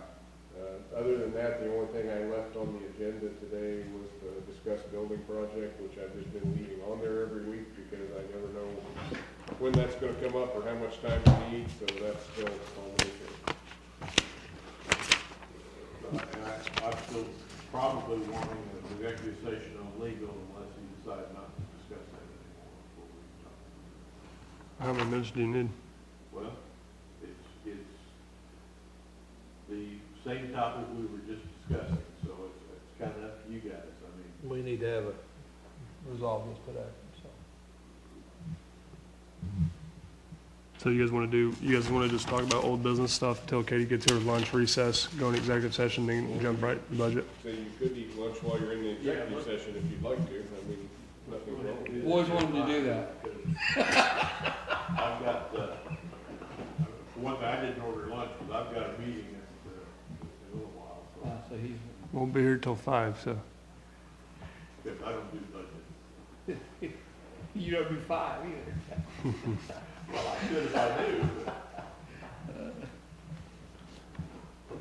but Leave us, Danny. Well, what do you guys want to discuss? You wanna go over any of the budgets now? David, do you wanna start them or not? I think you're gonna get into a lot longer discussion than we would have time for Oh, We before. better wrap our Legal hands and get our session. boxing gloves on. Legal session then? I'd say when Katie gets here, I can leave a message with one of them, just have her knock on the door, I can come out and get the stuff and bring it in there too. How long you need? well, I've got to go kind of be up to you guys. I'd say at least 15 or 20 minutes, maybe longer. let's go in for 15 minutes, and then by that time the food will be here, maybe take a restroom break. See how much more time we need. Yeah. Make a motion to go into legal for executive session for legal for 15 minutes. Second, moving second, all in favor? Aye. Aye. How's it count?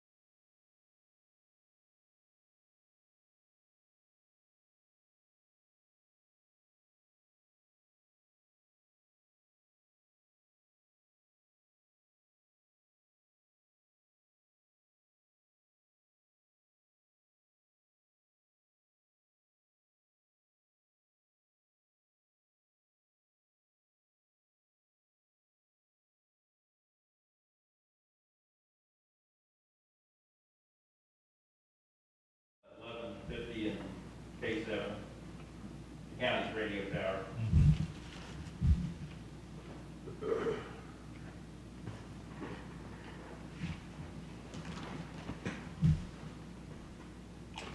And eventually Chris's plan, I don't think he's had time to program it, but originally, or eventually his plan would be to have all the weather stations to where the public can go in and just click on one and look at it. This is what's happening in Parker right now, this is what the weather is doing. Here's your relative humidity, your dew point, wind chill, heat index, temperature.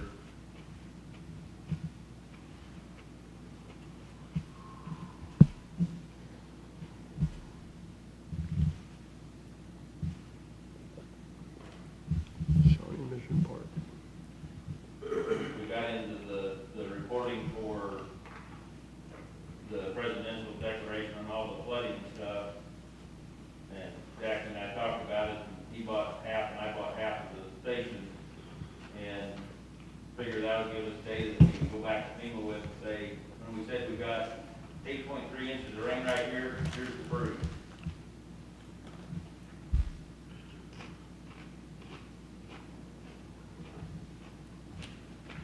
Fairly inexpensive too, isn't it, to get that kind of data? The ones Chris got, I think they're around $800 a piece. And that allows them to hook them through the internet, and he went with a company that, doesn't have proprietary software that you have to use to display it on. He can actually pull the data, the raw data, and program it to display however he wants it to display. So we own our own data and get it, it doesn't go somewhere else and we don't get to see the data.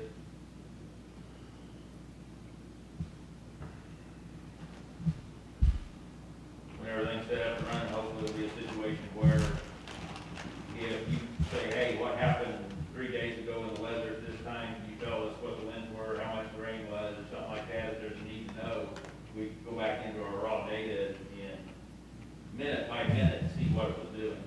Because it records it, at least right now, the way the system works, it records it every minute.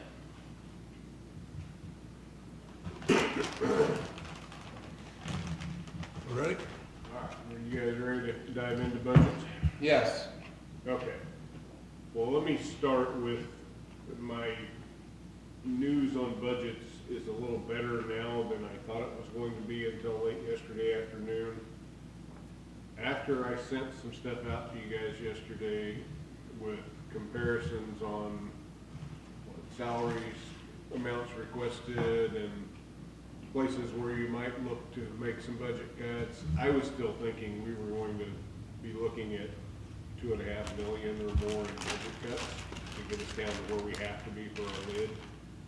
I discovered I had not put the income amounts except for taxes in our general fund in the budget form for this year or next. After doing that, we are much closer. We still need to make some cuts.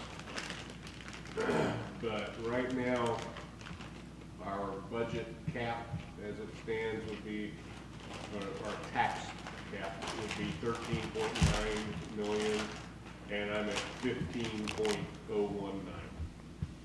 So I'm now looking at about 1.1 million in cuts would get us down to where we're within the cap.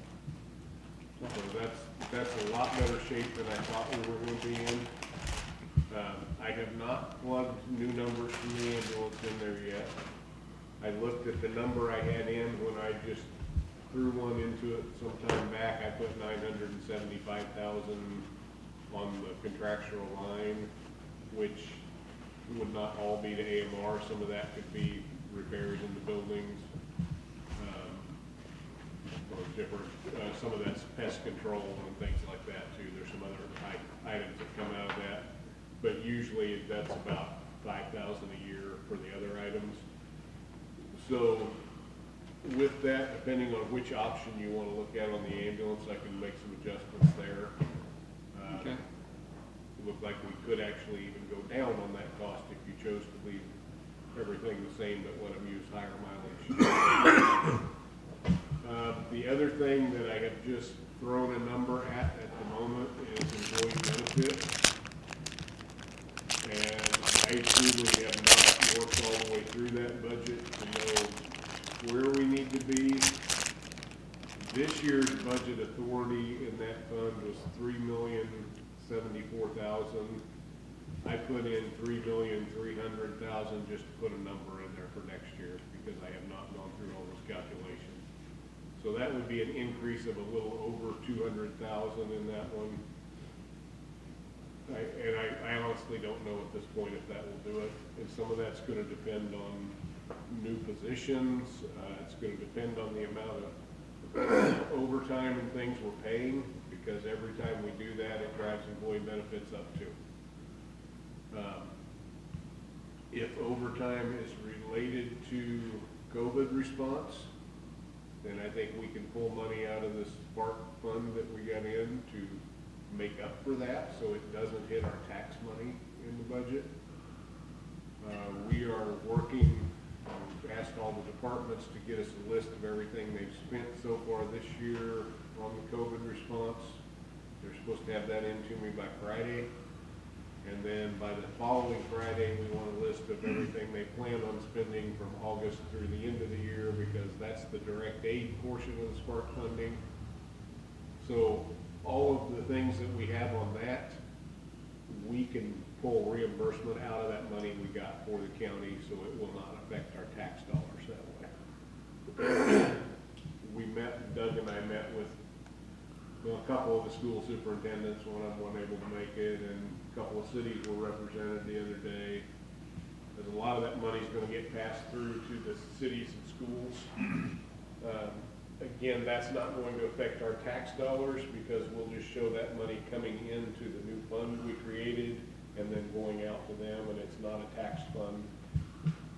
So the only thing that's really going to affect our tax dollars is the amount we reimburse ourselves out of that money, and that's going to lower the tax required. Do we expect 100% reimbursement? Yes. Yes. How much money did we receive from? 1.971, and then I don't know the last three, but it's, Yeah. 1.97 million. Any rough idea what the county's reimbursement is? You know, I'm not far enough to get a total, but I know just the 10% pay we put on everything, which we think that should work. That and the benefits that go with it is about 100,000. We've got a fair amount of overtime due to this. I mean, I think we're talking in the tens of thousands on overtime pay and benefits. We've got some extra staff working with Tisha now. Not a lot there, but she's looking at going through the rest of the year and hopefully hiring some more to come in. So there's a few thousand more there. And then we've got all the PPE and everything we've been buying. And that's what I really don't have. We started out with that $70,000 in that disaster fund. That was created, Mike probably remember it, but that was created back when Greensburg happened. They had $1 million in Cuyahoga County in the disaster fund, and blew through that, with Greensburg getting wiped out, things like that. We started putting money into it, and then of course the recession hit and stopped, so we got it up to 70,000. I'm gonna guess we probably spent at least half of it at this point, because your 10,000 for testing, all it's not spent, we at least earmarked it. We bought PPE, all the stuff we've done supply-wise has come out of there. We might have 35,000 that we've used, but since we can get reimbursed for all that, that should go back in at 100%, so that fund's now 70,000, and we don't have to use tax dollars to replenish it. We spent 32.5 out of that. Okay, I was thinking 35, yeah, I wasn't too far off. And we have bought stuff out of other department funds for parts of this too, so there's more than that. So, yeah, I mean, I think there's easily 200 to 250,000 probably. 2 to 250 out of this money we just got that we'll be giving back to the county as a reimbursement, and probably more going forward that we're going to put in the direct aid side. So that's going to help us at least for this year, because it's going to get our cash balances back up. It's going to not require as much tax to fund everything. Totally different subject, but more reimbursement, is the FEMA money for that storm from 2 years ago. We keep hearing it's coming very soon. 600,000? Close to 700,000, upper sixes. I have not plugged that in yet, which would be an immense help in the road budget to get that levy down. So, I mean, really, with those things given, we're not talking about as much that we have to make up. I went through and was just looking at different things that could be a little out of whack. I mean, I just went through, starting with the general fund, and like the first budget I look at is commission, because that's the 01 number. The only thing I saw there was like, I could knock $3,000 out of this year's expenses because I put in there to use that to buy some new chairs in here. I didn't even look at what chairs were gonna cost, I just know we were talking about it. We don't have to do that. That's a very small amount. Attorney's payroll this year looked to me like it was about 14,000 long on what he was really gonna need for the year. He did not give me an estimate on this year's expenses, just showed spending the whole budget. That's what I get from a lot of departments, which really does not help when I'm trying to do budgets. I mean, I realize a lot of people think they have to spend their whole budget every year. You don't really have to. There's nothing that says you have to do that. But to not even have people attempt to give me an estimate on what they're gonna spend just really makes it hard to put budgets together. And it directly correlates with what we don't spend this year, what we don't have to budget for next. Yeah, I mean, the cash carries over and it reduces the tax requirement to fund the next year. Dollar to dollar. Yeah. So as you go on through there, I emailed that out to you guys. Well, can we make, I mean, is that can we make it a requirement to give us the estimates? I mean, Well, I ask for it every year, it's just a whole lot of them ignore it and don't give it to me anyway. well, maybe we That's don't approve our budget until it's emailed done. out to you. And like I say, going on through there's some that get into bigger numbers. One that will not be popular with the sheriff, but one of the things you could look at is if you went to the option C on his budget instead of A, that's $134,000. That doesn't give him any new employees or training budget that he wants, so I'm not saying you have to do that. I'm just saying those are some of the things that were changes this year, or look different. The courthouse budget on the capital outlay line, I had $110,000 in there for the new payroll system we'd like to have. That's something that could go if we're hurting for budget. Emergency management actually is gonna go over in payroll this year because of a bunch of overtime that got charged there. However, we can cover that with spark funds. Next year, there was like 29, almost 30,000 in there for overtime purposes, I think. We don't know if there's gonna be more funding next year. There's supposed to be more rounds to this spark funding, rounds 2 and 3. We're not really sure how all that works yet. It sounds like round 2 is gonna be geared more toward businesses. I don't know, the only thing that I've heard in the conference calls is the state will handle rounds 2 and 3. Yeah. Where they come and give the county money and the county's handling round 1, rounds 2 and 3 will be done at the state level. Yeah. But they've given us no information whatsoever on what that will cover. Right. So, I mean, that'd be one on the next year budget there. Are you gonna budget for that overtime? I don't have that answer. That's just a comment. Planning and zoning payroll looked like there was more than needed there this year and next.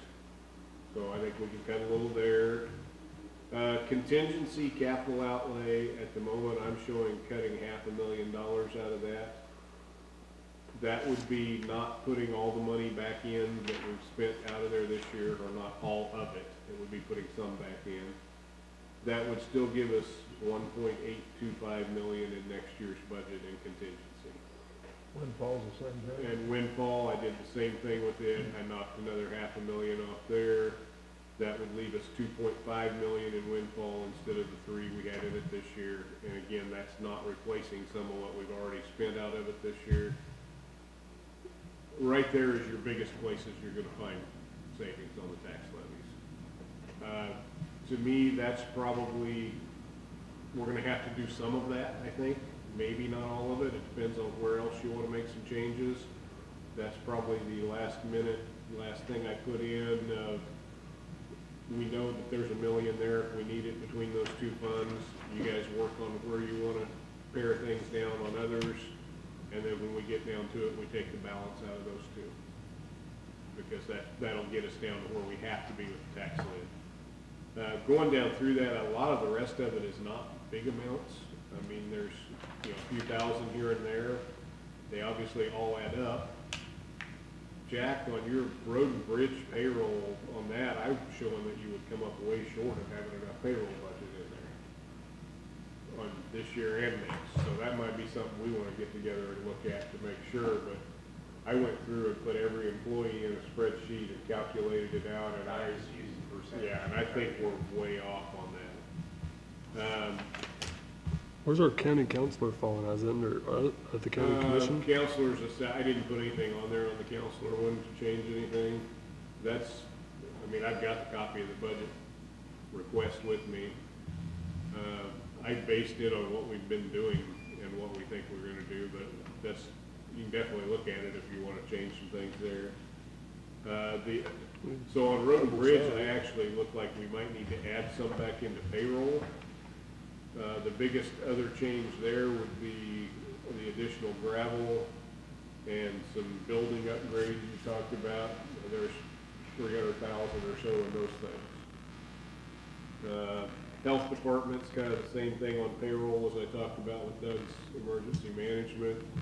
I think we can cover a lot of the extra out of the Spark funding, at least this year's. Next year, we don't know. I was feeling pretty bleak about it when I got to the notes on the bottom of that page yesterday. My questions there, do we need to look at no budget increases for next year? No COLA, no steps? And I said I hate to do that to employees, but I'm not sure where else to look right now. Well, after that is when I discovered I didn't have all the income in the general fund yet, so that makes a big difference. Okay. I still, if you do want to talk about a cost of living, you're going to go back and add another 1, 2, whatever that percentage is to the payroll and every budget. So that would eat up anything we're cutting out anywhere. So you're saying if you added 0.5% or 1% COLA, that would? I can give you kind of a general idea what it costs to do that here in just a second. Most of these, and the calculations I did when I was looking at the payroll section of everyone's budget, was I was kind of figuring an average of 1 step per employee just to get a number in there to work with. So that was, but I did not put COLA in. I know that some employees would probably get steps and some wouldn't. So 1% was just something to use. But,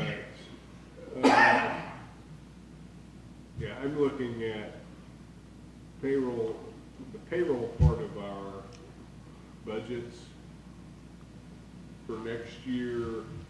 Well, let me even drop back farther. For this year, is going to be real close to $5 million. So 2% on that is right at 100,000 on payroll. And then you add the benefits on top of that. When you say you add the benefits, why would you, just help me out. When you why add increase benefits? payroll, you'll have to pay more work comp, more. Yeah, so, it doesn't change your health insurance amount, some of those, but FICA, capers, work comp are all percentage based. So anytime you increase someone's salary, you're increasing those benefit costs too. Gotcha. I think the COLA and the steps are huge. For the employees, some people. Yeah, and then part of what's hurting us next year too is there's 27 pay periods instead of 26. So we were already at a disadvantage for next year. It doesn't affect some of us that are straight salaried because our salary is basically for the year, so we'll divide it by 27 instead of 26. So like my check and your check next year, you're gonna see a lower gross per check because they're divided by more pay periods. But the hourly employees are going to get an extra 80 hours paid next year. What's the difference between a salaried employee and a contract employee? Well, they could be some of the same people, but the salaried is just technically an exempt employee would be a better term, exempt from overtime. Then that could be contract, it's, anybody that's elected falls under that because we're not eligible for overtime, we're exempt from the overtime rules.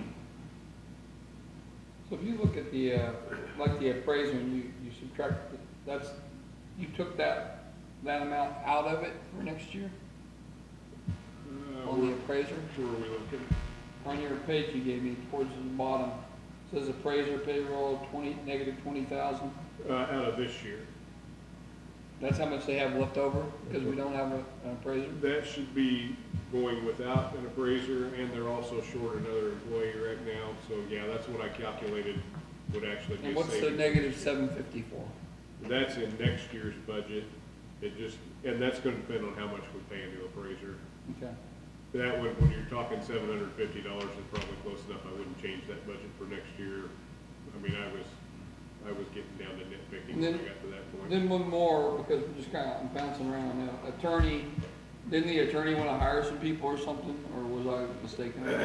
He did, he also talked about like $1 an hour raise for a couple of his employees, which So- I didn't calculate all that in there, but to me, with what he submitted for an overall budget, I think it's gonna use it on the payroll part just with a normal increase for his employees and not that much more. And then the 14,000 was left over, that what he's rolling over? That was this year what it looked like, in my opinion, he didn't need for payroll within that budget.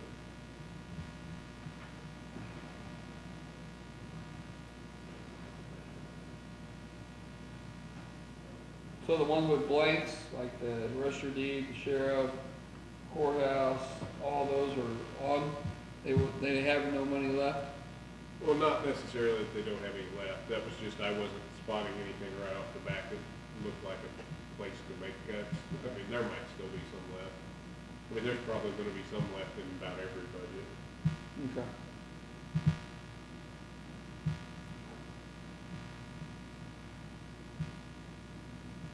Do you have a, Notice some of them might be that there was more than needed this year, but then not enough next year, so they're gonna balance each other out between the years. It's Right. just how we arrange it. do you have a spreadsheet of each department and what they had last year and this year? Like Their their budgets? or- Yeah, And their those budget. Budget request forms are, they're not real detailed, but they're, I mean, they're. Yeah, they're split in like just the 4 major categories on most of them, where I've got like a grand total for each department. Yeah, do you have that? I mean, I have all the paperwork, it's in my truck, I can go grab it, but, Yeah, I didn't print one of those out, I've got it on my screen here. I mean, is there like anything in particular? no, I or don't just know, what- I'm just, I can trying send to it get down and dirty. to Joyce or Courtney. And it wasn't very long ago, you gave us several years, last 10 years, I believe. Yeah.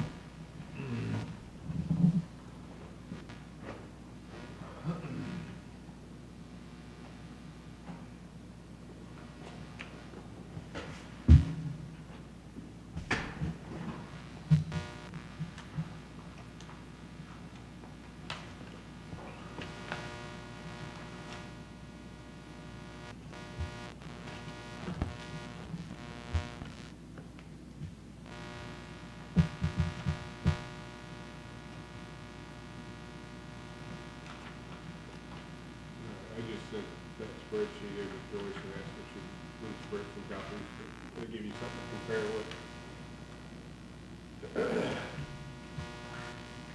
So I guess at this point, I'm probably looking to you guys to say, where do you wanna go from here? How much more do we have to cut? Well, At the bottom number?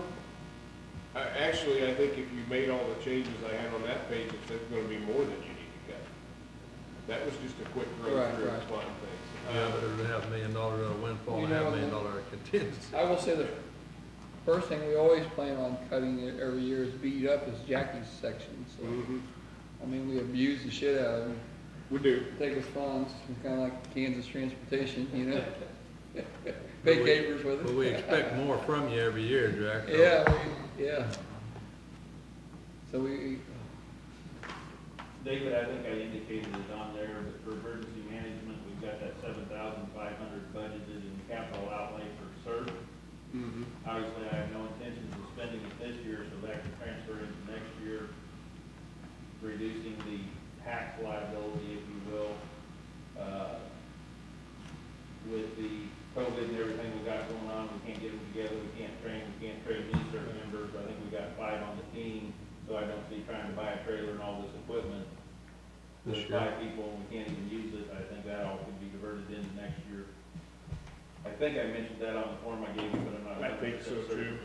I would like to, if there's any way to save this 315 for road and bridge, for commodities. That's gravel. I'd like to see if we could save some of that, if not all of it. Well, if you look at percentage-wise, comparing budgets where we went up the most, well, I'll just look at kind of double-digit ones. Going down the list, attorney is a 10% increase for next year's request. Courthouse was a 45% increase. Emergency preparedness or emergency management was 28% increase. Counselor 22. General fund, I think that's all that were 10 or over. And then you drop down into road and bridge was a 12% increase for next year.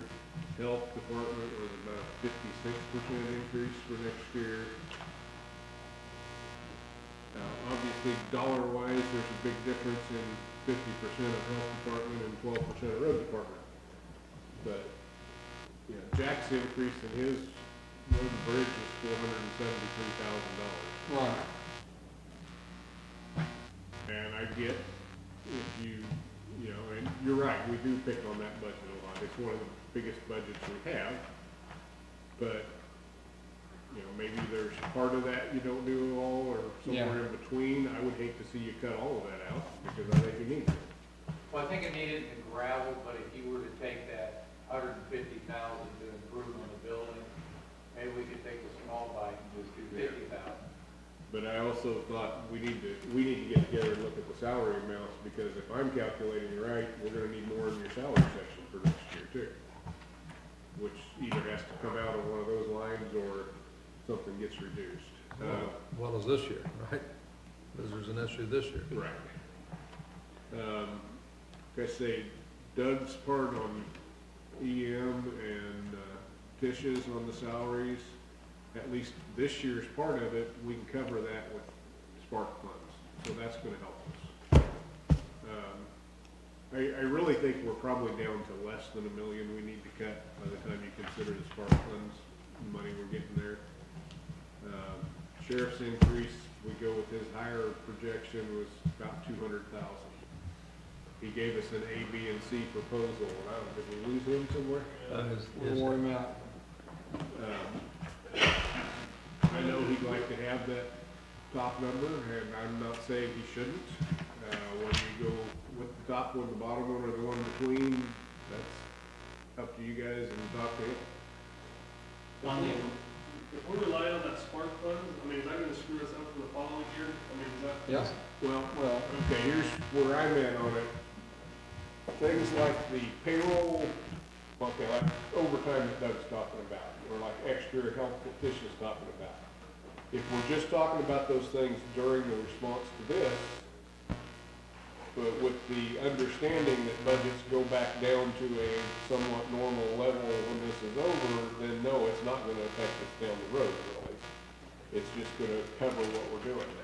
We can't get people to understand that you don't But have to if, spend your budget. and Doug did not ask for this, but say somebody in a department wants to hire 3 extra people because of COVID response. If you approve that at this point, and we don't have any funding for it next year, then I think they would need to understand that those 3 people need to go away next year.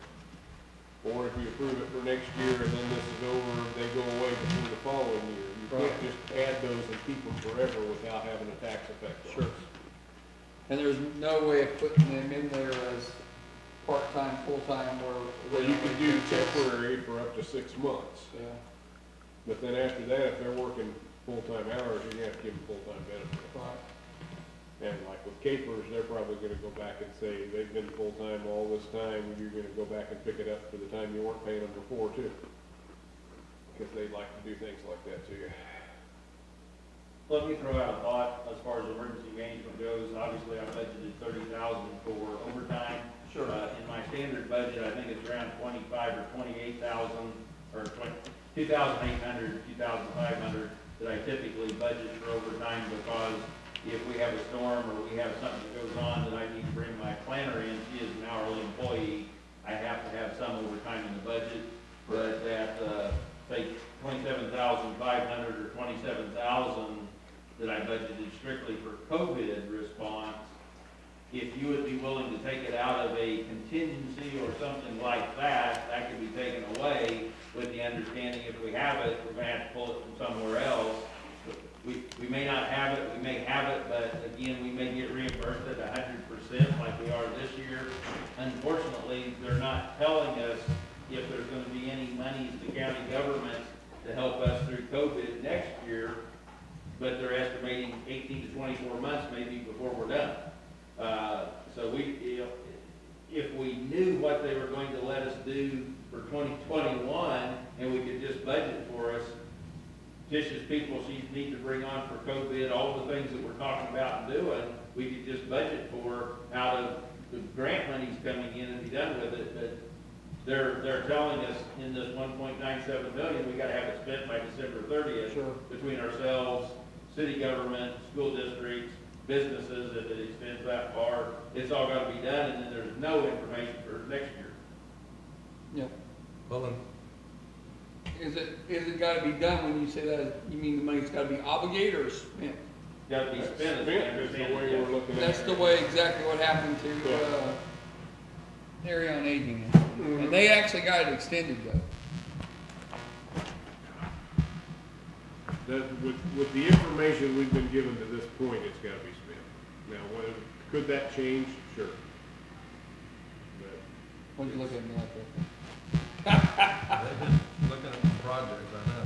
The Public Works is gonna, you have to factor that in, we've got expenses, we're gonna include in there. Like the extra cleanings up there.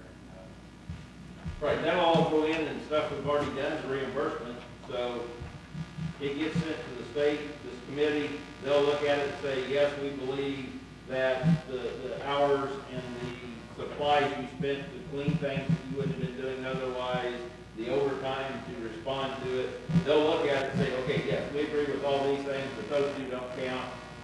They'll tell us how much they're going to reimburse. Then, whatever's left, we have to come up with, they call it direct aid, but we'll have to come up with projects. And one of those projects may be buying PPE, cleaning supplies, lab testing materials, et cetera, to go from August 1st through December 30th, so that we don't have to pull from the $70,000 disaster fund. That can be billed as a project, and if they look at it and say, yes, we'll accept it, boom, we're off and running.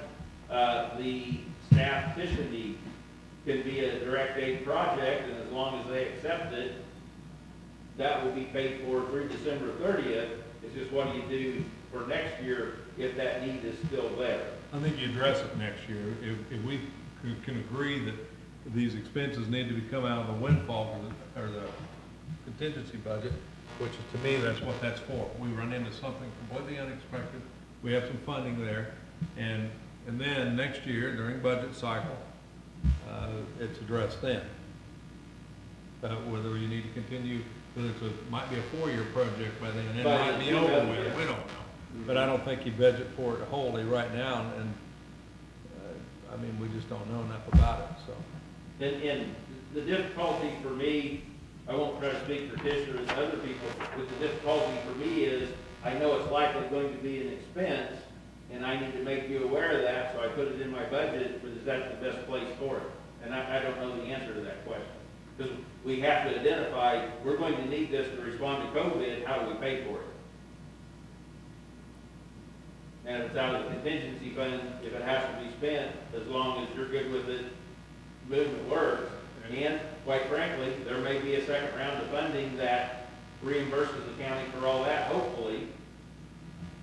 for me, managing the budget form and then looking at it down the road, I would probably rather take at least next year expenses that we're proposing, pull them out of Doug's budget, out of Tish's, and add that much back to contingency to cover it there. Because I think that's a little clearer then for exactly the situation I was talking about of then another couple of years down the road when you, whoever's here at the time says, well, why does Doug's budget need to be this high? It didn't used to be like that. It's more level with where it is now, and it's not like it jumps way up and then we're pulling it back out. Or if Doug or Tisha came in at that point and said, well, I can't take my budget being reduced, I need to keep it up there, at least this way the budget would stay a similar amount and not bounce up and down. And the other thing, at least for emergency management, and David confirmed the fact, if we don't need it, we don't spend it, and therefore it goes in the general fund to help in future years.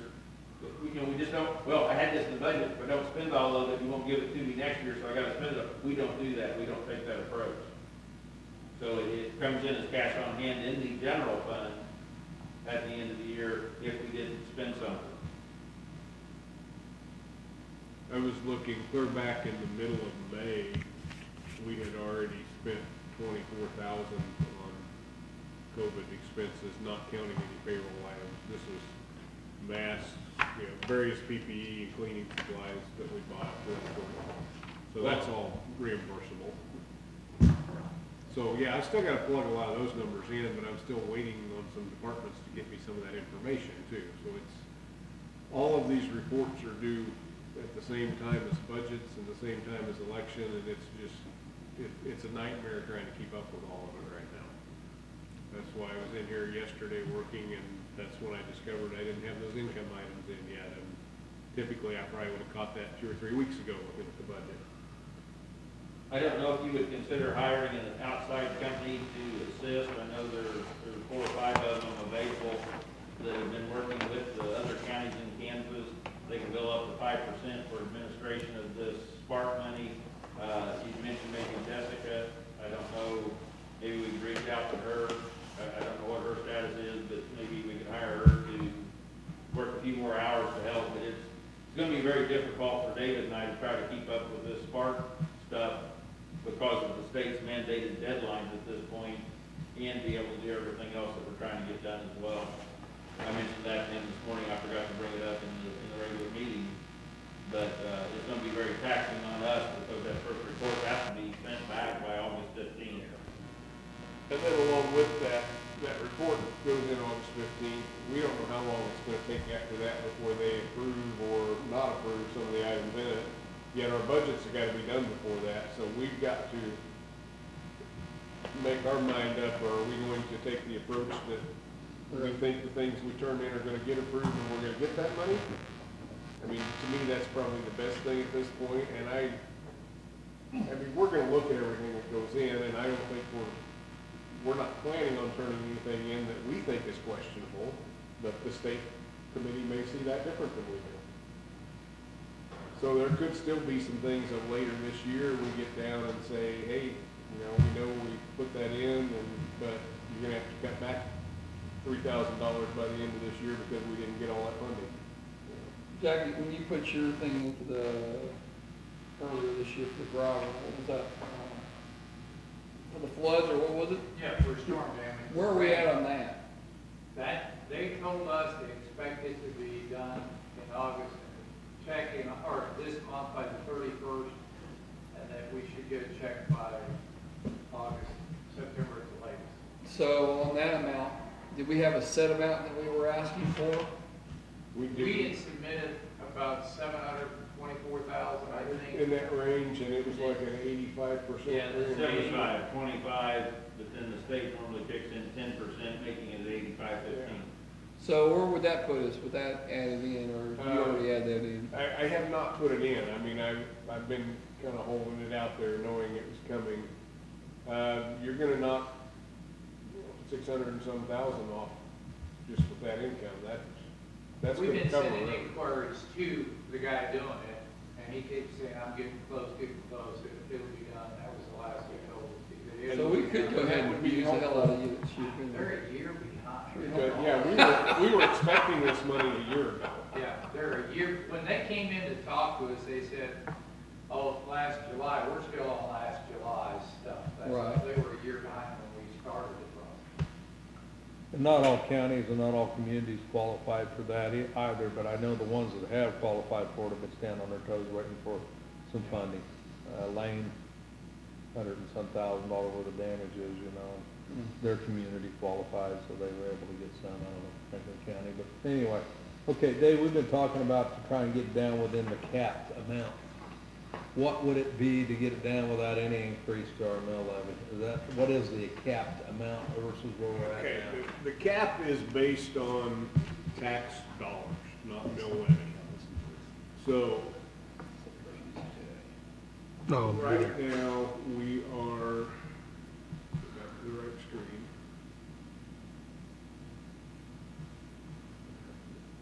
We are 1.1 and a little more million over our cap.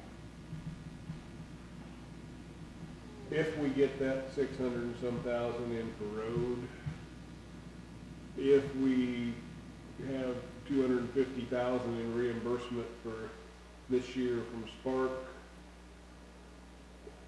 we're probably only talking about a couple 100,000 we really have to touch to meet the cap. To meet the cap, but I'm saying to meet our existing budget. That's what I'm asking. So are you talking like without, or to reach the mill levy, keep it the same? Correct. If we get down to the cap, we're actually lowering the mill levy. Well, I understand that, but I'm saying, how many dollars would that increase the budget if we got down to the cap? I guess another way of saying that, better way of saying that. Our values went up, the mill levy's gonna go down, but that doesn't Right. matter. Budgets. We're still will have to budget the money even if it's not coming out of tax dollars. So, I mean, right now, our budgets are up.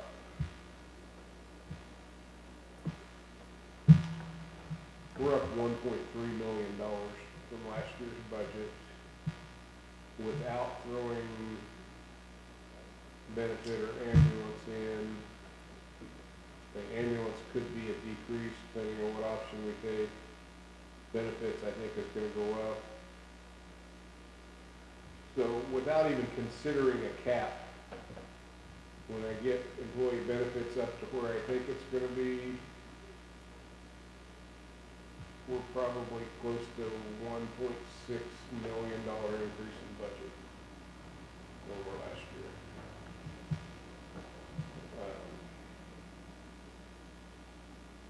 I don't know how we get that down to where last year's budget was with all these extra expenses we are having. The good thing is, a lot of those are going to get reimbursed. So it's not affecting our tax that much. But that's where you get into the lid, is based on tax dollars, it's not total budget, and, Mill levy. you know, they're separate things that all work together, but there's different limits to what you have to look at in each one. It's quite a calculation, isn't it? It is. So are we gonna get reimbursed for all of the COVID stuff? I mean, are we gonna wash out 100%? Well, Dave doesn't know that for sure and certain, but it would appear that that's the intent. Is that correct? The Spark monies pays at 100%. So if something that we have spent that we believe we've spent on COVID is reimbursed, it's my understanding it will be reimbursed at 100% of our costs. So is there any normal The things that, the question's gonna be, does it get approved or not? Is it an eligible expense, yes or no? That's what they're gonna do.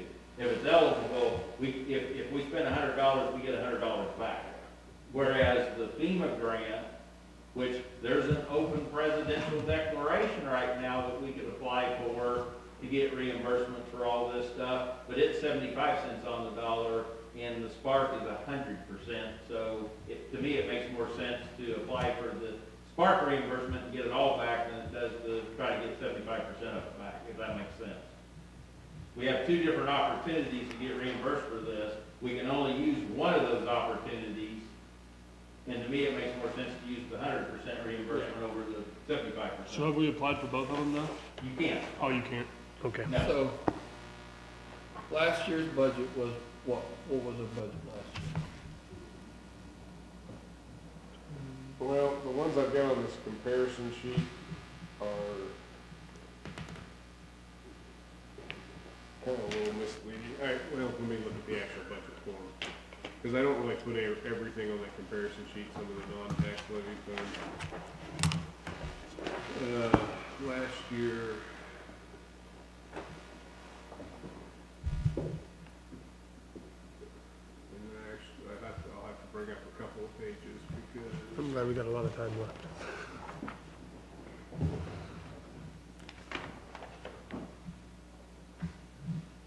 Excuse me.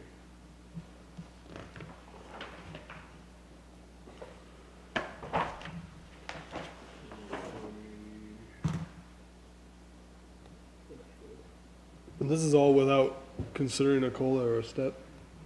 I've got steps figured in my calculations for payroll, but I do not have cost of living in there. Now, I don't know what everybody's gonna want in steps, I just used an average of one step per employee to get some numbers in.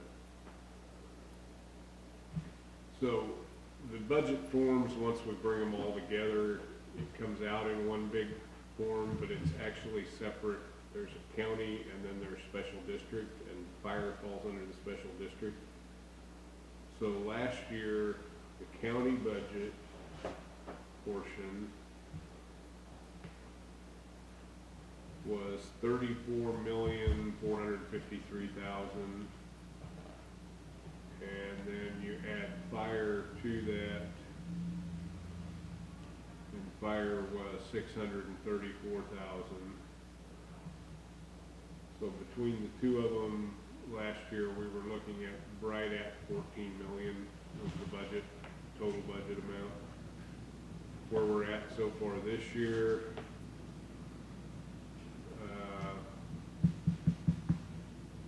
budget or tax dollars? I might have been looking at tax dollars. I'm looking at too many numbers. 34.4, and so it was about $35 million was the budget last year. I was looking at the tax dollar number, not the budget number. So with what you just kind of threw in there, this coming year, if we approve whatever, what would that budget be? This year, I'm at Total. 36 plus Doug's, which was a little higher, but not 650.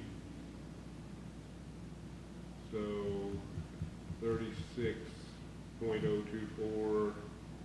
So I'm at 36,700,000, and we were at, what did I just give you, 35 Yeah. last year. So we're up about $1.5 million on budget. So what would it take to get it to last year's budget? Dollar wise. Count every penny that you think's coming in. I mean, do we have to significantly eliminate a lot of stuff? You would have to eliminate that much expense to get the budgets down. Right. And I would hesitate to do that, because then you're Put gonna your lower your cap. cap, and you're not gonna get it back the following year. Yeah, and you know the complaint reviews you get. I know, You know, it never ends.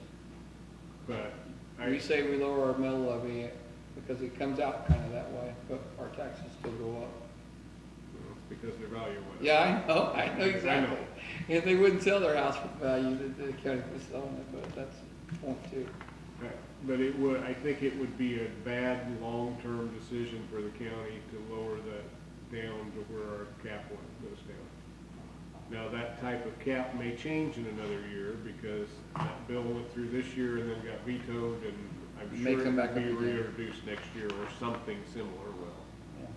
So we may be looking at a different type of cap another year down the road, but from what I saw, that it was even gonna be harder to get around than the one we have now.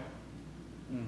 And it wasn't going to allow for some of the CPI adjustments that we have now. So long-term, I think it would be a really bad idea to lower those budgeted amounts for next year.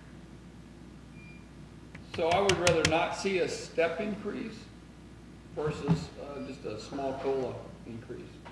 Because our program for the step increase, and you tell me if I'm wrong, was based on the reviews and the things that individuals do. So everyone wouldn't qualify for it anyway. Right. So we don't have their reviews back, and if we ask for them now, I mean, No, you're you not know what getting you the get, time. Yeah. and then everybody would rate an increase. So I'm not for the step increase, but if it was a 0.5% or something like that to work, I think it's important to keep our employees. So far I've been here, we've been on the up every year to try to keep it or increase every single year a little bit of COLA. And I'm still for that. I'm for all of our employees to get the best we can get out of them. It may not be much of an increase, but if it's possible, I don't want to see the step because I think that's a totally different program to me. It's based on your merits and based on your yearly report that we do. So that's kind of where I'm at on that. And I get that point of view, I do understand that, but then let me give you a counterpoint on that one. So what if you've got one employee, well, I'd say one in my case because I don't have very many employees. Or let's say sheriff where he's got 40-some employees, he's got 5 employees that are just stellar and really should have step increases. Are we gonna say they can't have anything? And that was the point I was getting ready to make. I've been in an environment, much like a union environment, you know, maybe it was, or an old union environment where it was on longevity. You know, you've been here first. You're protected. Sure. What's the incentive to do a great job? What you're saying. It's not performance based. Everybody gets raised. Why would I do anything or anymore? If I want to go to work today, hell, and then I'm, you know, to me, in an ideal world, we'd have a balance. Right. Fair. And so maybe we want to look at the hard numbers and say maybe we'll reduce the COLA to whatever we can, from nothing to a little, and keep the other one going, because it took us a long time to get this performance-based and evaluations. So maybe we'll try and figure out a way to. And maybe I misunderstood too. You're not talking about every employee getting a step raise? No, I used that in my calculations just to Okay. get some numbers. I didn't mean everybody should get one. Okay. I was just Maybe that trying was to get some my- budget estimates in there. I knew that wasn't the purpose of it. No, Just to give no, it- to me, There's that's merit cost. to both. Yeah. Yeah, that's cost of living if you're doing that. No, and it may have sounded that way the way I said it. But that You was probably not said it what I right, I just heard it wrong. That's probably. Yeah, I was just trying to get some numbers to put in there, so I used that as an average one step per employee. Because some of them, even one step is like a dime or, Well, one 15, step is which is a about kick in the 0.8%, yeah. so it's less than a 1% cost of living would be. Okay. Did you ever print that comparison off? We're working on it. Oh, they're working on it? Yes. So I guess for the work at hand right now is even though we have less work to do, we have work to do. We do, and I mean, I'm looking for guidance on what direction you want to go on some of this. Okay, Rick, and you commented on cost of living. If you'd still like to see some cost of living in there, I mean, I need to add that in and calculate it too. Well, of 100,000 is That was 2%. 2, I think. And so, So roughly 50,000 per cost of living %, plus the effect on benefits, which adds a few thousand more. So let's say 60,000 per %. and then we'll get an idea what the step rate is. I think in both programs that. No, and that's not, yeah, I just misunderstood. Because I knew the program, what it's for, Okay. and I didn't want everybody Yeah, blanket. they all have. So explain this, if we go back to last year's budget, the cap deal, explain that again. It's a I want David to hear this because I don't want to tell you something that I believe to be true and it's not. Based from the state. Danny's asking about what the cap is, but basically the state implemented a program that said that we're going to apply a cap limit. There's a lot of factors that apply to this but you can only increase your county budget by a given amount. So when he's talking about the cap, is when we're approaching the cap, and, which is the maximum the state would allow you to increase your budget. And it's not just counties, I believe the cities or everybody, every taxing entity, I believe, is. The cap goes up every year. What'd you think? No. We don't. No. If you reduced your, let's just say that you've got $1 million budget right now, and your math, you calculate it, and you say, okay, you can increase your budget to $50,000. Just say you increase it $50,000 and be up against the cap. Well, next year, that cap amount, you say, well, it's 50,000. No, it's a little bit more than the 50,000 because you increased your budget. The same thing happens if you say, okay, I'm gonna take my $1 million budget down to 900,000, and then something, whatever happens, COVID, storm, whatever thing goes on, you say, well, a couple years ago, I could increase it 50,000. Well, no, you can't, because you reduced your budget amount, was based on those calculations. Now you can only increase your budget 45,000. Well, wait a minute, last year I dropped it 100. Oh my, this calculated amount is. Yeah, so here's, this is a couple of pages in the budget form is where it calculates that limit. It starts with last year's tax levy amount. You subtract any levy for other entities that's within your budget. So we subtract the tax dollars for the Fair Association out of that. Then we get an adjustment for new improvements, remodeling and renovations for the year. Then we get an adjustment for personal property in the county if it went up, which ours went down, so we didn't get anything there. We get another adjustment for property that's changed use since the previous year. That figures a total value adjustment. Divide that by the total valuation, and it gives you a percentage adjustment factor, which for us was 0.0070. So all those calculations said we could go up $93,301 over last year's tax amount. Then they added another 1.8% of last year's tax amount for a cost, or for a consumer price index increase, which was another $238,000. So our grand total on our lid increase was $331,748. Then you think you're done, and they add in law enforcement expenses. You also get a 1.8% increase on the increased amount of those, and the same thing for emergency medical expenses. You writing this down? So that There will be a test. That gave us another not good at those. 6,000 increase. Then you add back in the other taxing entity levy, so next year's taxes for the Fair Board go back in, and it ends up, our grand total goes to 13,907,000 this year, where it was 13,400,000 and some thousand last year.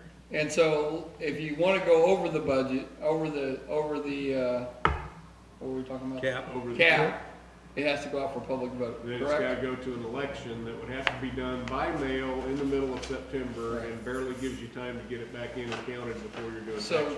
David's pushback is, and I guess mine and them, probably Mike's too, I don't speak for him, but if the cap is 13 million and you want to do it at 12 million, the next year's budget, figure it all in, and then you come into a real problem where you don't have enough money, then you would have to go out for a public vote. Yeah. Before that, we didn't have a cap. It could fluctuate easier, right, Dave? So Senate Bill 294 that was, just died on the floor, basically. I didn't see that it had a cap, but you said there was a cap to it. Yeah, there were other limits. It was Limits. a different type of deal than this. So we'll see what happens next year on that. But, you know, I heard you say, and we're all thinking, you know, you don't, just because you give budget this money, you don't need to spend it. Well, what does that promote? And it does promote it. That's exactly what it does promote it on a larger It's just level. like federal government spending money. Yeah. Yeah. That was, you go back however many years it's been now since this system went in, that was the exact discussion I had with Karen before they voted on this the first time, was what this is gonna do is make everybody keep their budget up as high as they can every year.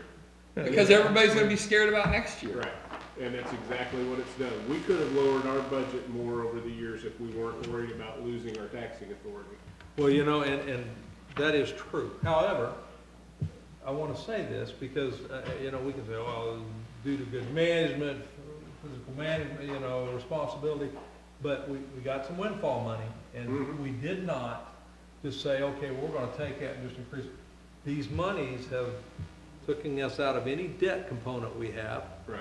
Any of it, whether it was bonded money for the sewer district or lease purchases for the road district or whatever we were doing, it took us away from that. And then we now finally have a windfall in a contingency fund that is healthy, that has been comfortable, and we've been able to put some capital dollars back toward our building fund. And we have some reserve accounts and some of the other accounts, which are still very accountable. Like Doug says, he gets beat up every time he comes to spending money, but that's the way it has to be done. We are still in control of those financial dollars, but we have reserve accounts. And then you'll know, the percentages and, the charts, but where were we compared to where we were 15 years ago? You were here 15 years ago as a commissioner. There were some pretty thin times. I mean, we're talking about, our contingency and our windfalls were a few $100,000.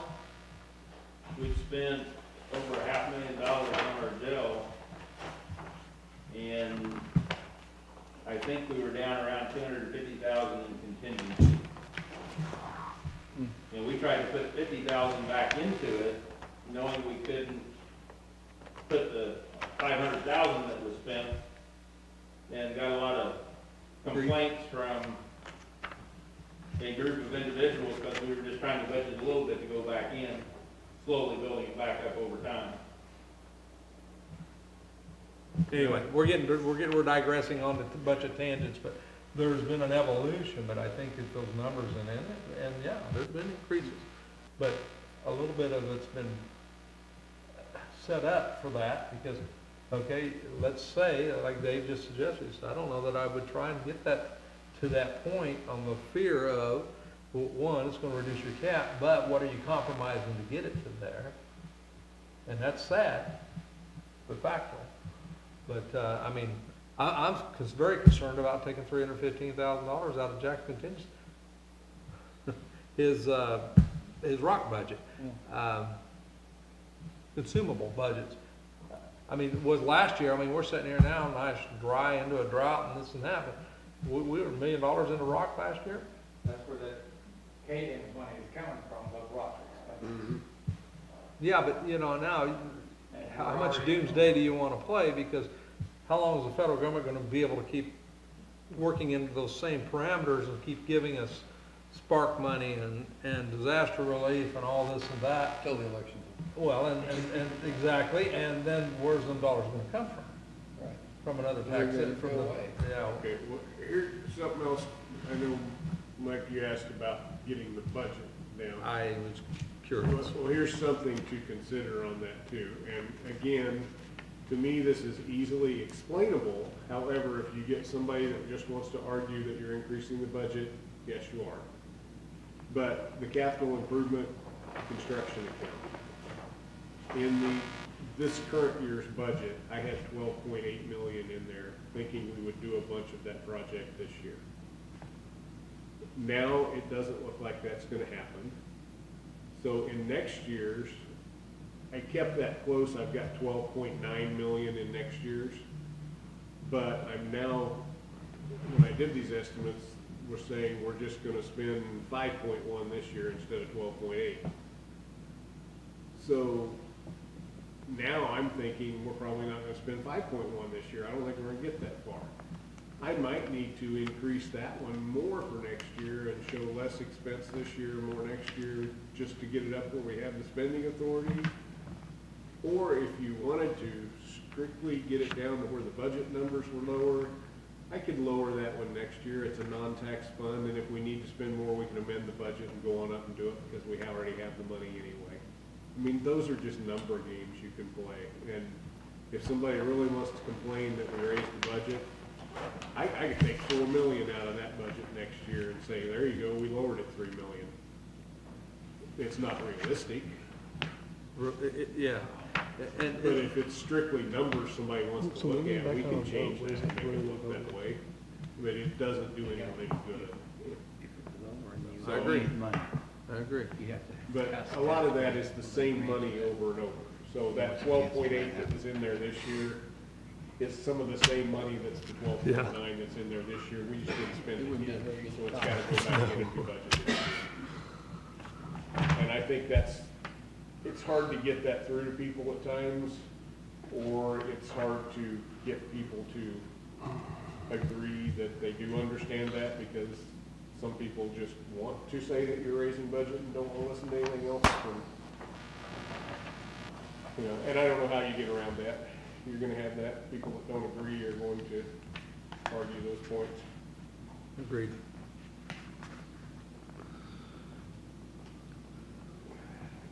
So we need to give you something on employee benefits. We need to. Well, yeah, I need to know, should I go back and try to put some cost of living in? Should we consider cutting some of these other budgets? Do you want to wait and plug all that FEMA money in and plug in the Spark money, that's the reimbursed part, and then look at what do we need to cut? But what do you think? I mean, you're the one. Well, I think kinda I need to get those CPA. income amounts in there. Yeah. The Spark money, I feel pretty confident, the money's here. Right. It's just a matter of, do they approve all our expenses? I honestly don't know of anything we'd be turning in on the reimbursement side that we've done up to this point that shouldn't be approved. But again, we don't know. The biggest problem with this Spark money is all of the guidance isn't necessarily available to us to look at to understand what is considered eligible and what isn't. But we still have to have the documents done and turned in 3 weeks, even if we don't have all the guidance. So something we think should be eligible may get kicked out, just because we don't know what is or isn't eligible with a lack of information. So would you put that whole amount in? Well, I think I want to put an estimate of what we think our reimbursement amount's going to be. What about his? I Put a percentage, just 50% or? I don't know.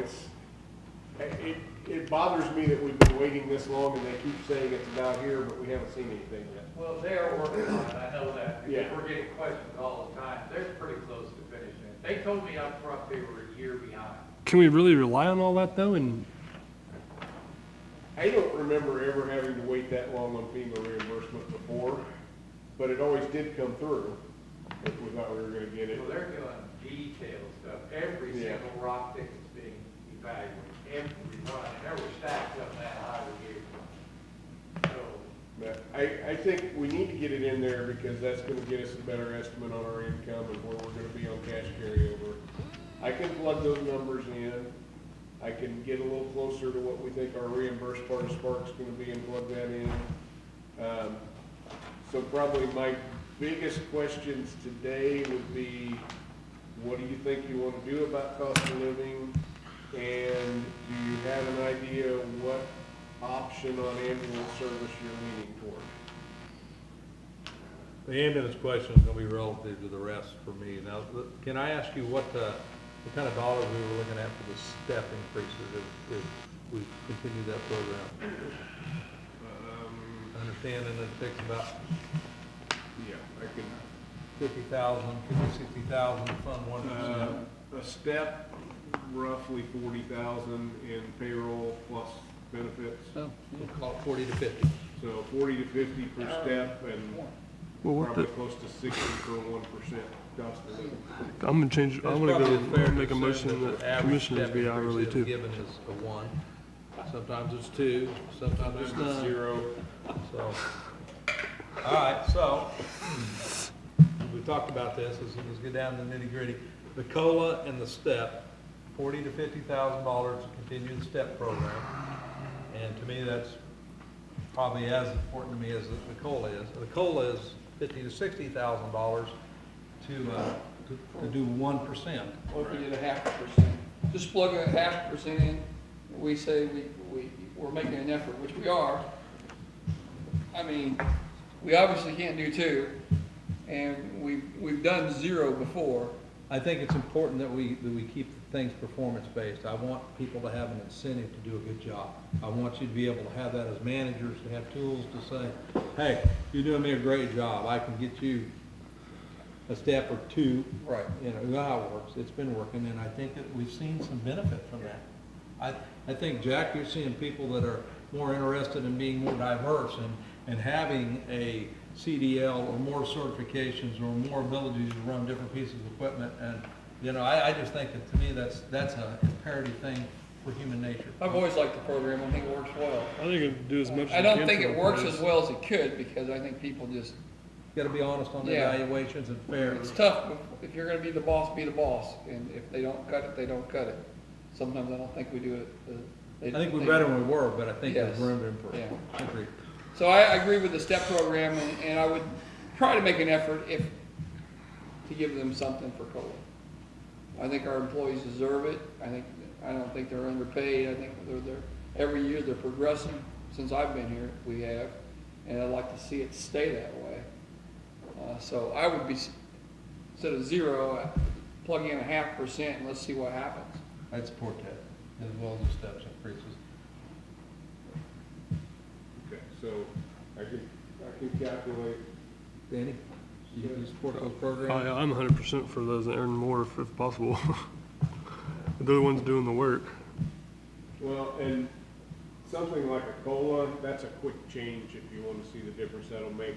I can get everything in and we can sit in here next week and I can tell you at 0.5%, here's where that budget's gonna come in, here's what it would do to all of them, and if you say, well, what would it do If we did if we this. did one, I can plug one in there and give you new numbers in just a few seconds. And that's the same with cutting budgets out of individual stuff. Yeah. Probably the other big thing on the benefits budget, excuse me, is there are some new positions in some budgets in here. Are you going to be in line with approving new positions, because that's gonna affect the benefits budget too? Kevin's wanting some new positions in his. And Tish is attorney, wanting some, which hers might be Yeah. temporary, which wouldn't be as much. that's two. Um, Did the attorney want any more, or is he happy? I think he's Not got new positions at this people- point in time. I Yeah. think he increased his budget. Who else? Let's- Rusher Dees is happy? DMV, didn't she get another Good lady? with theirs. Janet actually decreased her staff by one, she had one retire, she's not replacing. 10%.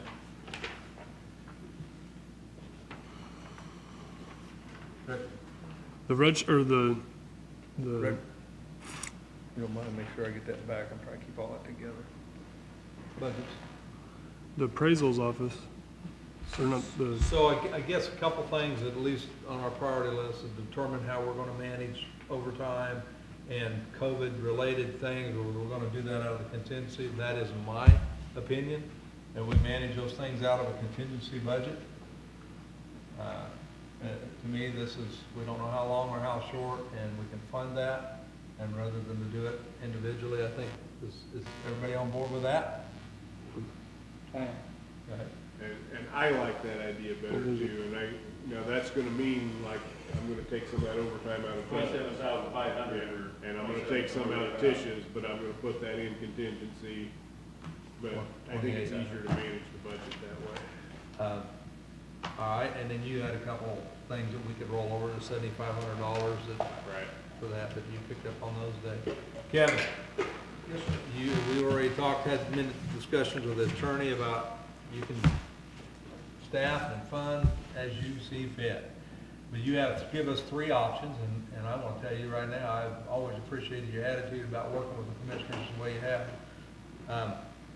You listened to us discuss this. Where are you landing at? What do you think?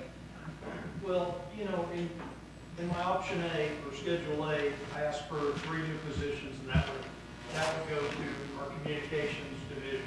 Kevin, can you come up here and talk, Yeah. please? Thanks. And those 3 positions would, right now, we're at 5 communications officers with 1 part-time. And adding those 3 positions, we would go to 2 persons per schedule, and that's where I've asked to go. Of course, as well in Schedule A, I asked for a training budget. What I did to achieve that mostly is we cut a lot of overtime expense, and I think if you guys remember back to the first of the year, we talked about that several times as to the overtime that was being spent before I came aboard in October. So in cutting those expenses and cutting some part-time expenses, I derive at a training budget of $40,000. And that's what I asked for in that Schedule A and in Schedule B. Because A was adding 3 positions. I explained to you in my summary that, we totally understand that if we can't be funded that, I'm probably going to ask for it again next year because it's somewhere we need to be heading to. But, I totally understand where we're at right now. Are we taking fully advantage, doesn't the Sheriff's Association or some organization provide some types of free training programs or not? Well, there are. I'm just asking. There are. But it's not adequate? Well, I mean, in the past forever in Linn County, we've given 40 hours of training per year per deputy. Is that required? It's required for the deputies. Many times, I mean, like our jail staff, we offered defense tactics training to them this year. I paid for that out of my pocket to be able to offer it to them. And that was because they're just not getting any training. Is that a free program somewhere? No, I I paid know people you to did, come and but- do it. So, and but it's not required, it's just a It good is thing not, to have, but, right? but they should still Sure. have some training. Okay. As far as my communications folks, that training gets pretty expensive. I'm not gonna pay for that out of my pocket. If it's a few $100s to get all of my jail staff trained a little bit, I'll absorb that personally. Right. Because I don't wanna see them go without it. And that's what you did? this year? Yes. Yeah, and I'll continue to do it. It's that important to me. If I get jail staff in a fight or something, I want them to be trained in which to take care of those issues if it has to get to that position. So, I mean, those are things those are the things I'm asking for. I totally understand if it doesn't come to fruition this year. But, it's important to me, and it just doesn't benefit the sheriff's office to bolster our communications division. It benefits everybody in the county. It benefits AMR, it benefits fire, it benefits everybody who's utilizing those positions. Now I understand what the money, I better understand the 40,000. Yeah, and I'm looking at better training, Commissioner. I'm not looking at, we've always received the minimum. And I think quite honestly, I think our community's better than the minimum. And I would rather be able to train our detectives better. We went without some things this year to send our detectives to a interrogation and interview class. We booted some things that we wanted so we could get a little bit better situation for them. And we were, that class in and of itself was, I don't know, $400 or $600 for each of them. I just need to start looking all through the department and offering better training to each of those, to each division. I agree. I mean, training's it. Of course, I was taught that from day one. Absolutely. So, the better trained you are, the better you react to whatever the situation or condition that you're under. So, a lot of people don't realize that, but it's Well, I think it helps in the reduction of liabilities to our county as well. Better trained law enforcement, better trained communications, better trained jail staff. They just provide a more efficient and effective service to the community. And, right now, when our jail staff are hired, I think all except our newest staff members have been to the National Jail Institute training. That takes a week. It's out in Hutchinson, and they get that. I have people who have worked there for 8, 9, 10 years, and the very first training outside of that they ever received was this class we did this year.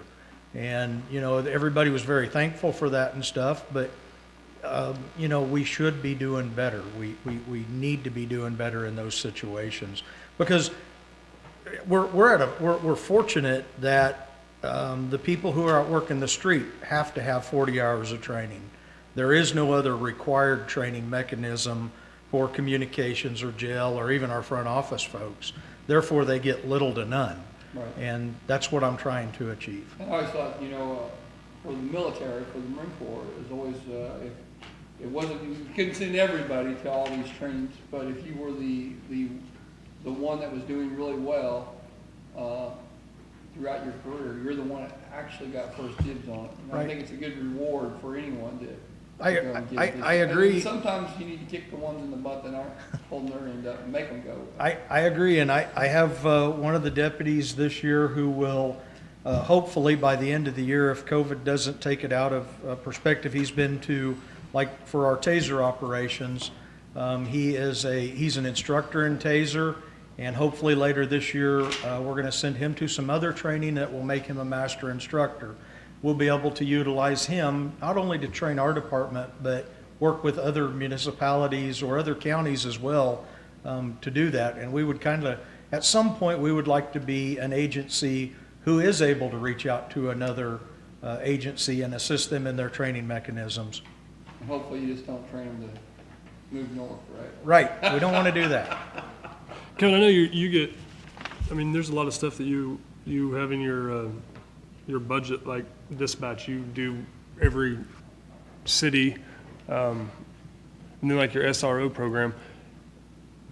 Is there anything that we can do to try to alleviate some of that cost that's on you? I mean, Well, it's on the county. And well, you know what I it's- mean, out of your budget though? Absolutely, and you know, I think that we have, you know, we do step in and support every law enforcement, fire, every one of those disciplines, medical.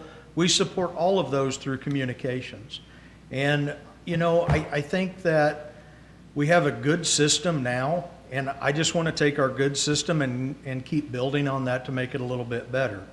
You know, when I ask for, and when we look at that budget increase for communications, you know, when you look at the percentage factor of that, right now, I think our communications is running us, what's the number on there? Does anybody have that in front of them? I know it's a 61% increase when you add 3 people to that. And it's also an increase, yeah, under option A, where our communications are to where they would be. I'm sorry, I don't have that in front of me. I know it's like a 61% increase, but that's adding 3 personnel. But those 3 personnel benefit everybody in every discipline. $96,000 increase. Yeah, Just so, on that line. so we're looking at a $100,000 increase in that one line item.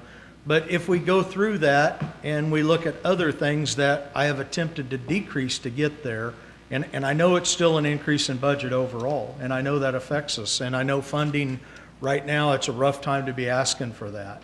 But it's not just to benefit my department, it'll benefit the municipalities, it'll benefit Doug's fire units, and make us better at what we're doing by adding that second person in there. My goal with that is to get everybody in that division trained as an emergency medical dispatcher. So when somebody calls in and we have, you know, a non-responsive on the floor, we can start directing them as to the steps they should take in which to offer aid to that individual. Right now, you're just on the phone with them, and you're getting updates from the individuals at the residence. Well, it's really rough for a communications officer to sit in there and not be able to help. Right now, I have 2 that are EMD trained, and I can't even utilize their specialty because I don't have 2 dispatchers sitting in the room. I have to have one that still take and handle calls, and then that one is dedicated only to, say, that medical situation. So realistically, by asking to do that, I'm asking to do that really for medical calls, not really for law enforcement situations. But it's going to help all of our disciplines to just make us better. And I would ask this too, Kevin, on just your dispatches.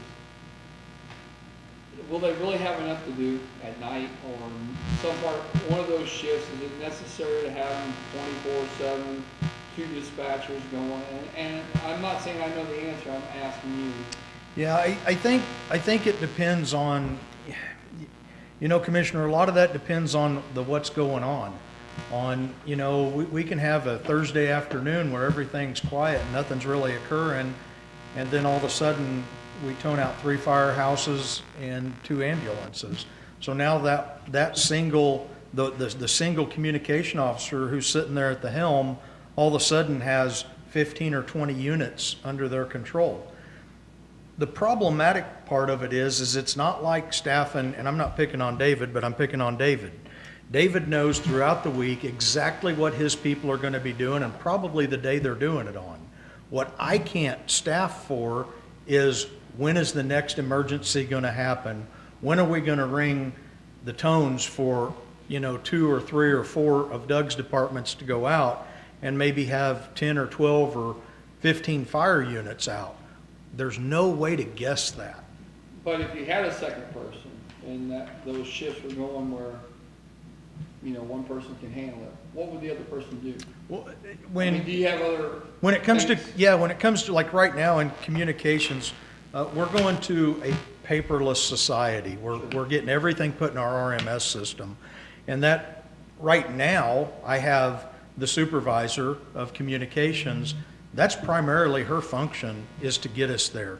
So whether it's entering warrants into the system or, it could be, there could be civil service papers, whatever that situation is, and now they're scanning everything into our system. So that looks like about probably 15 full-size filing cabinets full of paper that we've collected over years and years and years and years that have never been placed in the system.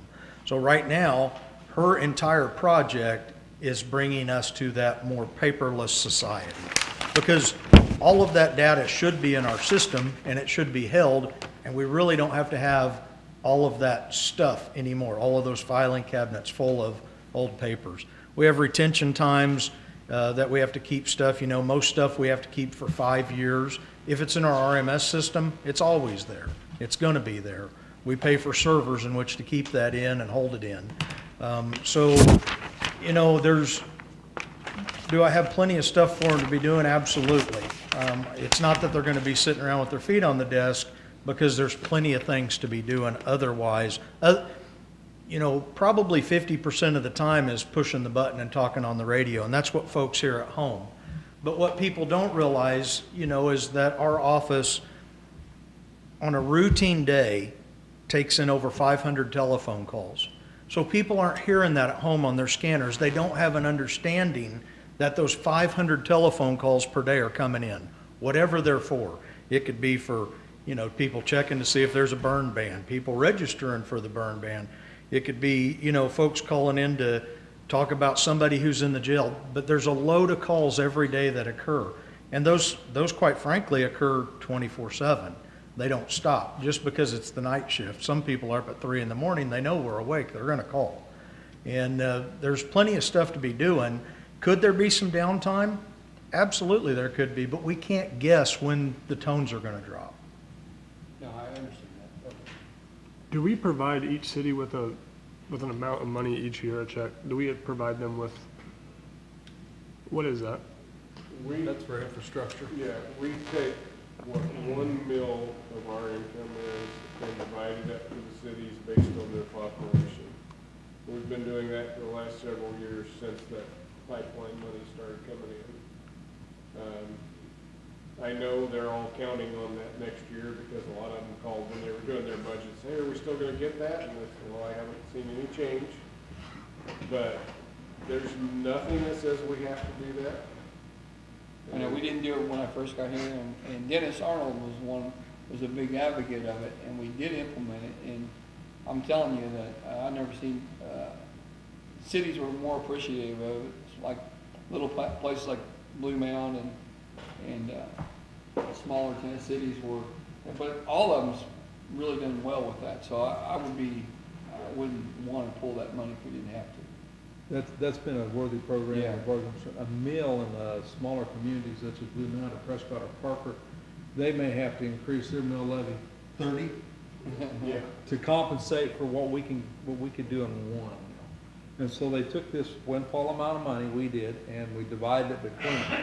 Mound City is a good example of that. I think whenever there was some discussion about the jail and, what are you doing to help with the jail? Because of the burden that's being added to the sanitation system. When I actually talked to the municipal superintendent, the guy out in the field that's doing that, they take that money every year and they rebuild so many manholes but it's about every one of these communities has an issue either with road drainage, storm drains, sanitary sewer, potable water, something in their infrastructure. Now that is the caveat that we put on there, because people say, ooh, we want to build this, we want to put in a new city hall, or we want to add to the police station, or we want, no. The guidelines are this was for infrastructure, because that's what we've consistently heard for years and years and years.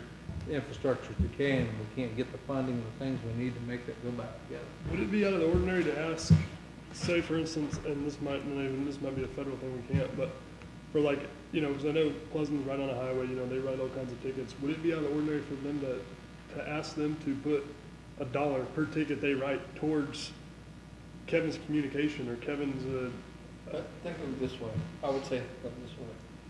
Every resident that lives within the city limits pays taxes To the county also. to the county. Also, that's pretty much what you get. It's a different In other words, I mean, it should be the city paying anything or charging any other fees, because we already collect that from their residents without the cities having anything to say about it.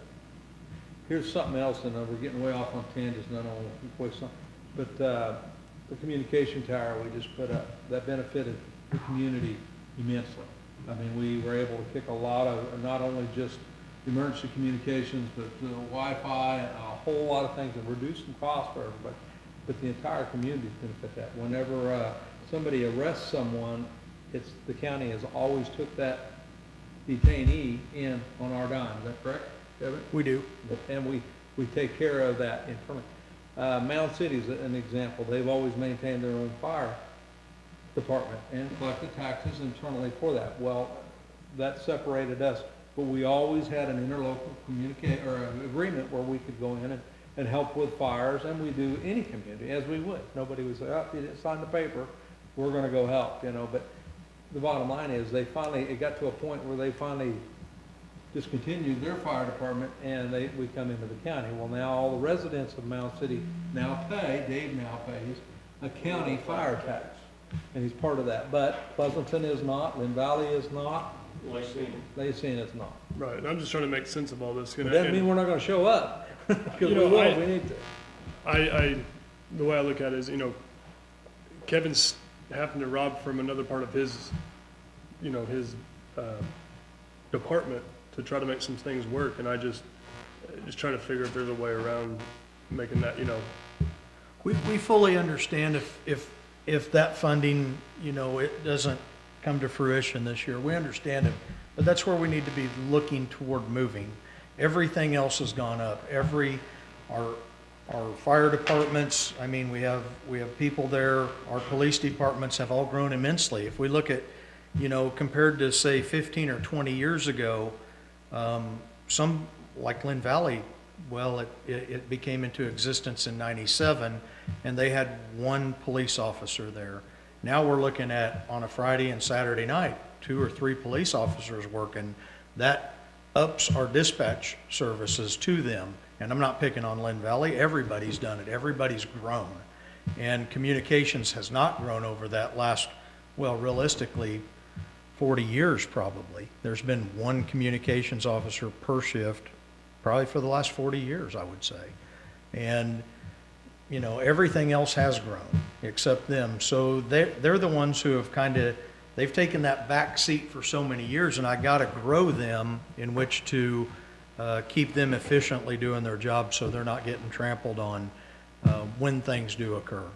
And, our national standard, I think it says that they would be responsible for 7 units per communications officer. That right now, I can tell you that there are more than 7 units in Linn County right now in the middle of the day where realistically not much is going on, but there's more than 7 units out working the streets right now, probably just in law enforcement, not even considering if fire or EMS were to be, called out. So I'm trying to keep them within a standard as well, and I think that's important because that goes back to the morale of the workplace. If we're overdoing you over what even the federal standard says we should be at what point do you lose people because they can go to a bigger service and operate there with less workload? Agreed. Is it going to be, where did we land on our new emergency dispatch center in this? Is it going to be completely separate facility, or is it going to be? It's in-house in the facility. It's kind of centralized in the facility. So, moving into that one, they have things in there. I mean, like right now, when a communication officer, if they want to take a few minutes to eat, it can't occur all the time because they're at the helm doing that. So, just getting a restroom break for them. What we have to understand is it's a specialized position. It would be like, moving a guy from Public Works into the firehouse and expect him to go fight fires. It just can't happen. There has to be training and standards that are there. And I'm not saying they couldn't achieve that, but I can't take just anybody who's working that shift with that communications officer and set them down. Because if that person's going to be gone for 3 or 4 or 10 minutes for a break, the person sitting at the helm now probably doesn't even know how to strike the tones for fire to go somewhere. So it's problematic in that I don't have people to replace communications officers. They are a specialized field. Probably any of my deputies could go in and work in the jail. That wouldn't be a huge stretch. But I couldn't take my jail staff and put them out on the street. They haven't had the training in which to do that, nor the certifications in which to do it. So that's a problem when I have, at 2 o'clock in the morning, when I have one dispatcher in the entire building. If that person gets sick, I've got to keep them on the helm until somebody can get there to relieve them. Could be 2 or 3 hours away, realistically. Get somebody out of bed to get them there. What I'm asking is, did we end up with the dispatch being in central command in the jail, or is it in the? It's a separate facility from the jail. Okay. Okay. Although I think the intention is that it could be ran from there, is what I understood. Yeah, I don't think that'd be a stretch. I think that I believe the low voltage is going to be set up where we could either move a console or something to be able to actually control it there. Right. So you don't see any redundant resources there because of that?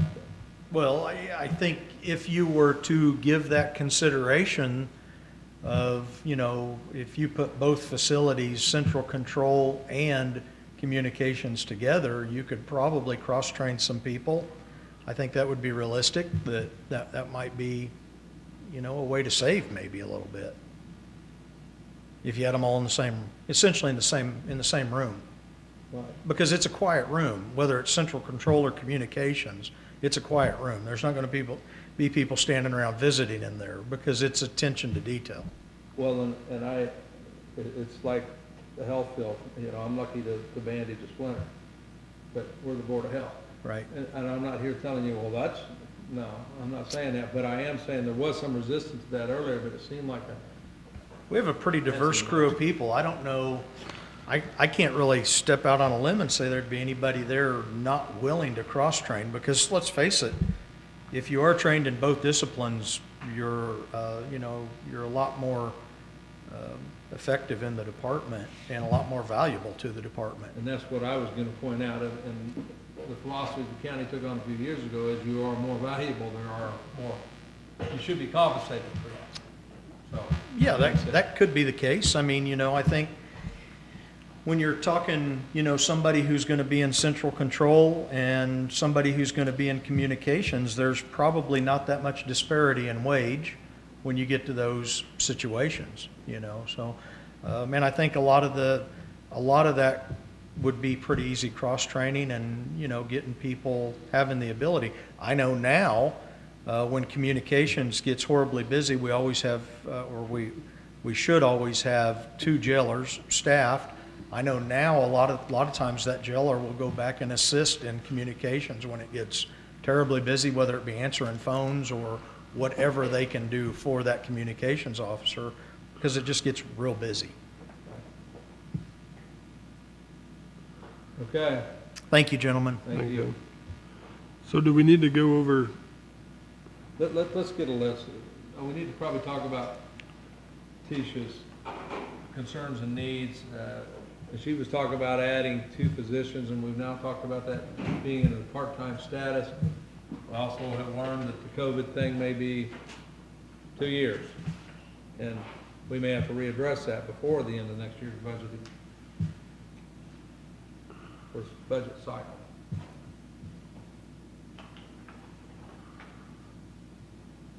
Yeah, and I'm not sure where to go on some of that. Like I say, I do think her extra and Doug's overtime for his stuff that's related to this, we pull those things out, add that in contingency and pull it out of their budgets just to manage it better. I know Tisha talked at one point about making one she has now part-time into a full-time position. That changes a lot in benefits when you do that too, besides just changing the wages and the number of hours. And I have no doubts that right now she could probably use all the help she can get. I hesitate to see that as a long-term solution once this crisis is over, because then you're funding another full-time position forever. Well, I'd like to, I mean, this is going back to, we're making decisions about somebody's apartment, right, getting full weigh-in for that. Right.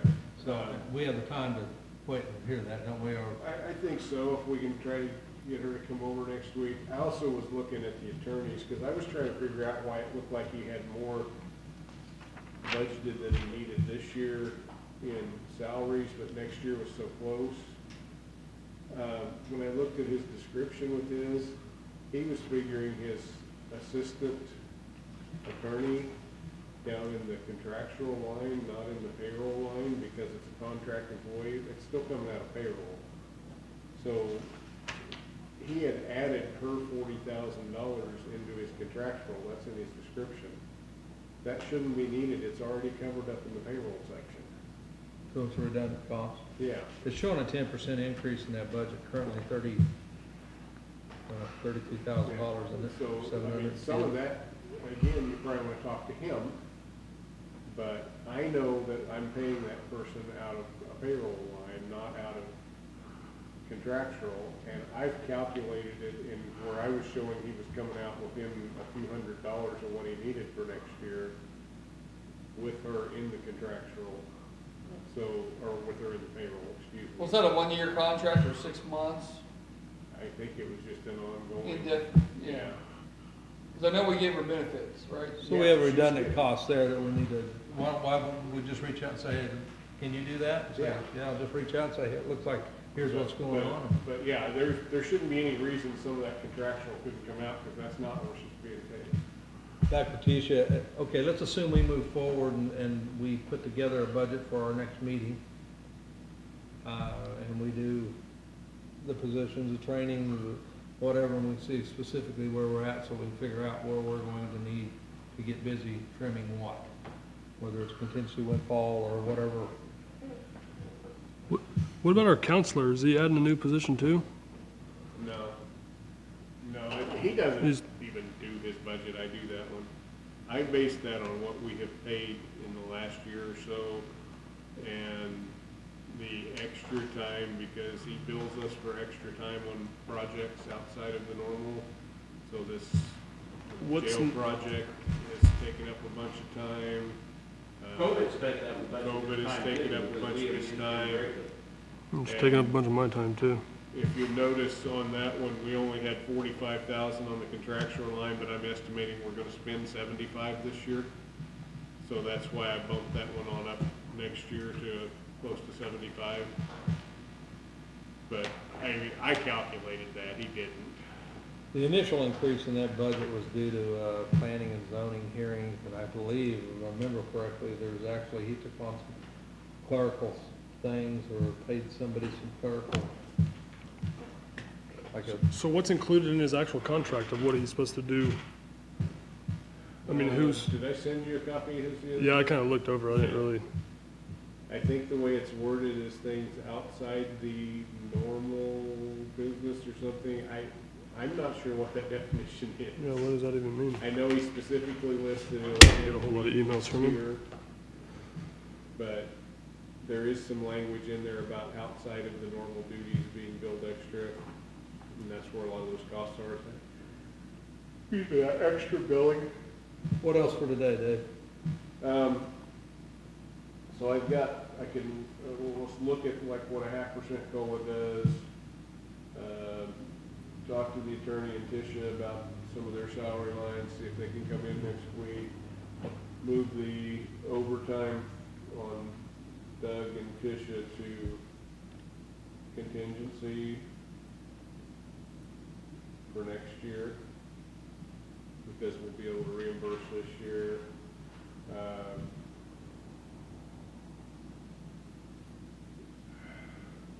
I need to add the income back in for the FEMA reimbursement and the Spark, which that's gonna tell us for sure how much we've got to cut. I'll be here next week. Gary's work on COVID. I think I'm gonna be gone next Monday. Right, and I'll have to look at his billings that he's given us and see if it's split out where we can. This building project, One of the things I had in there on mine was that payroll system. You want me to leave it in there for now? I mean, that's something I'd really like to have, but I could see where that would be a cut, save us $100,000. I don't see any harm leaving it in there when we get through this next budget meeting. It'll make you cry next week, David. It'll make me cry when I go back and tell my girls they can't have it. If that's what's gonna happen. Yeah. They might make me cry. Is there anything on fire you wanted to talk about? Say, the only thing I even looked at on fire was, so far this year, we've spent 24,000 on the volunteer pay, we've got 85, and that's usually one where we pick on the current year. At that rate, there should be 35 we don't need, and I was only thinking cutting about 20 of that out of this year's expense. But that's something you can look at when we get the final numbers. Now, that budget is outside the tax lid. That's a separate, not county-wide, so it's not under that same lid. So that's not gonna affect our lid, it's gonna affect our overall mill levy and tax dollars. It's by statute limited to 5 mills, but we typically 2 to 2.5 Correct. is the highest we've had. Whereas most counties or most departments, districts still full 5 mil. We've always been about half of it. So, And when do we decide to publish? Did we decide? If we could get through it all next week, I'd be ready. I'm gonna for be it. gone on Monday, I won't be here, I was just talking to Next- Carly on the phone. Next Monday, Yep, so that's probably not gonna get done next week. Even if we get done the following week, we could still publish and have the hearing the 17th. Hey, you coming back to fall? I'll be driving, yeah, no, I'll be back, I'll be back on Monday, but I won't be here in time for a meeting. I'll be driving, I mean, I could, So the following week after that, you'll be here? yeah, You're not going out no, it's I'm all You're gonna quarantine. get quarantined. Being a I'm fence. not even saying where I'm going, but I will not be, I'm leaving on Thursday. I think I need to sit down with Jack. That and look at is this, too and we funny. gotta sort out I'm going where to I'm so much Missouri. different than you are on payroll and fees. No one needs to know where I'm I'm going. off, you're off, we're both off, or what's going on there? one other thing on fire, For obviously, ankle we have braces. painted buildings. That we budgeted as a But capital outlay. we get a lawsuit for writing a name It down. did seem to be like I wanna say it was 30,000. I thought it was 32,000, and I'm thinking, wow, that's per station? No, that's the whole project from what they told me. That I was seems- told $1.50 to $2.50 per square foot. I remember We reading that. measured the stations, but we estimated our square footage. You talking about floor square footage or face square footage? I assume since we're painting the outside walls, That's what I would say. that it would be just square feet of painting this wall. The 250 was if we had to put 2 coats on, and the lowest of 2 bids was 150 for a single coat. But that's something we could delay a year if we had to. Well, I think I'd made a note with a question mark of, could we cut back to 2 if we were really scraping for money this year and instead of 4? You know, do 2 of them now, do 2 of them another Because we year. got Blue Mound, Parker, Mound City, and Pleasanton that are all roughly the same age. Yeah, The other stations are new. You know, Centerville was painted when we put it up, and it's mostly brick. and that was, Lansing and Prescott are relatively new stations, so they're not in need of painting. and that's another one, that's not gonna be a lot of money one way or another, but if we were really scraping for dollars, maybe do half of them one year, half of them the next, or something if we had to. But, That's just the other area that we could potentially right. cut and hold off.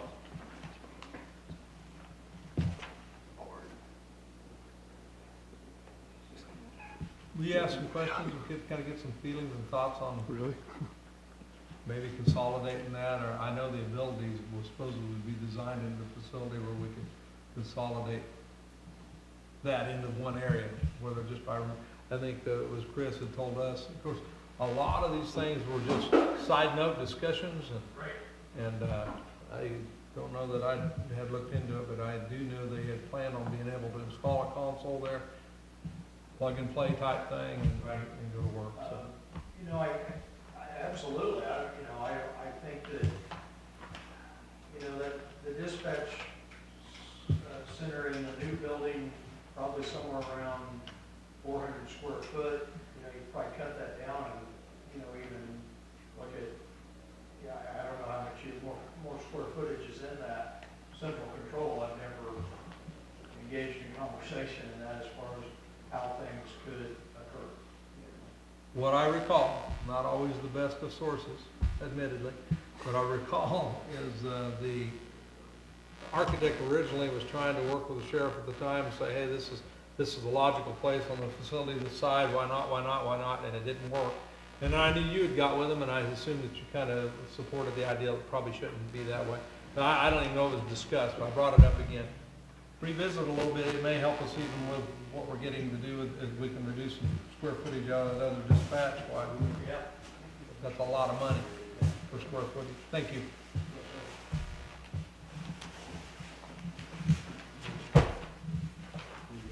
Which I don't know if we're taking out of here. Jack, come on, give us something easy besides Anything else cut on $1 that? million out of your budget. Thank you for all your help. Airport, how much out there?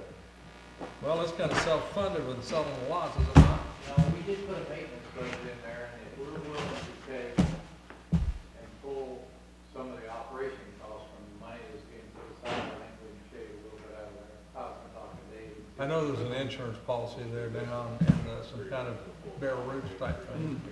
I know that. And then the fuel, I think we're at a point now to keep, we buy a couple more loads.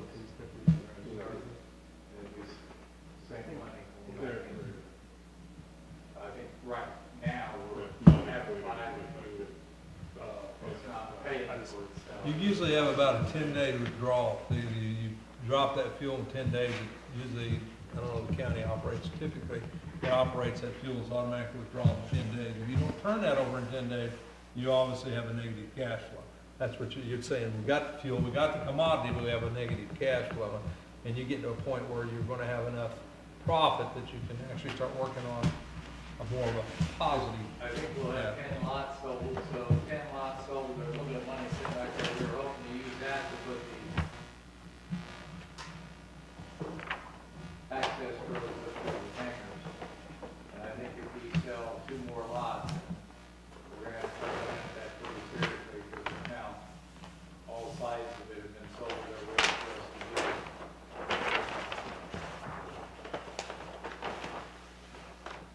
What's the lot size out there? So where are we at? Are we done with the budget discussion?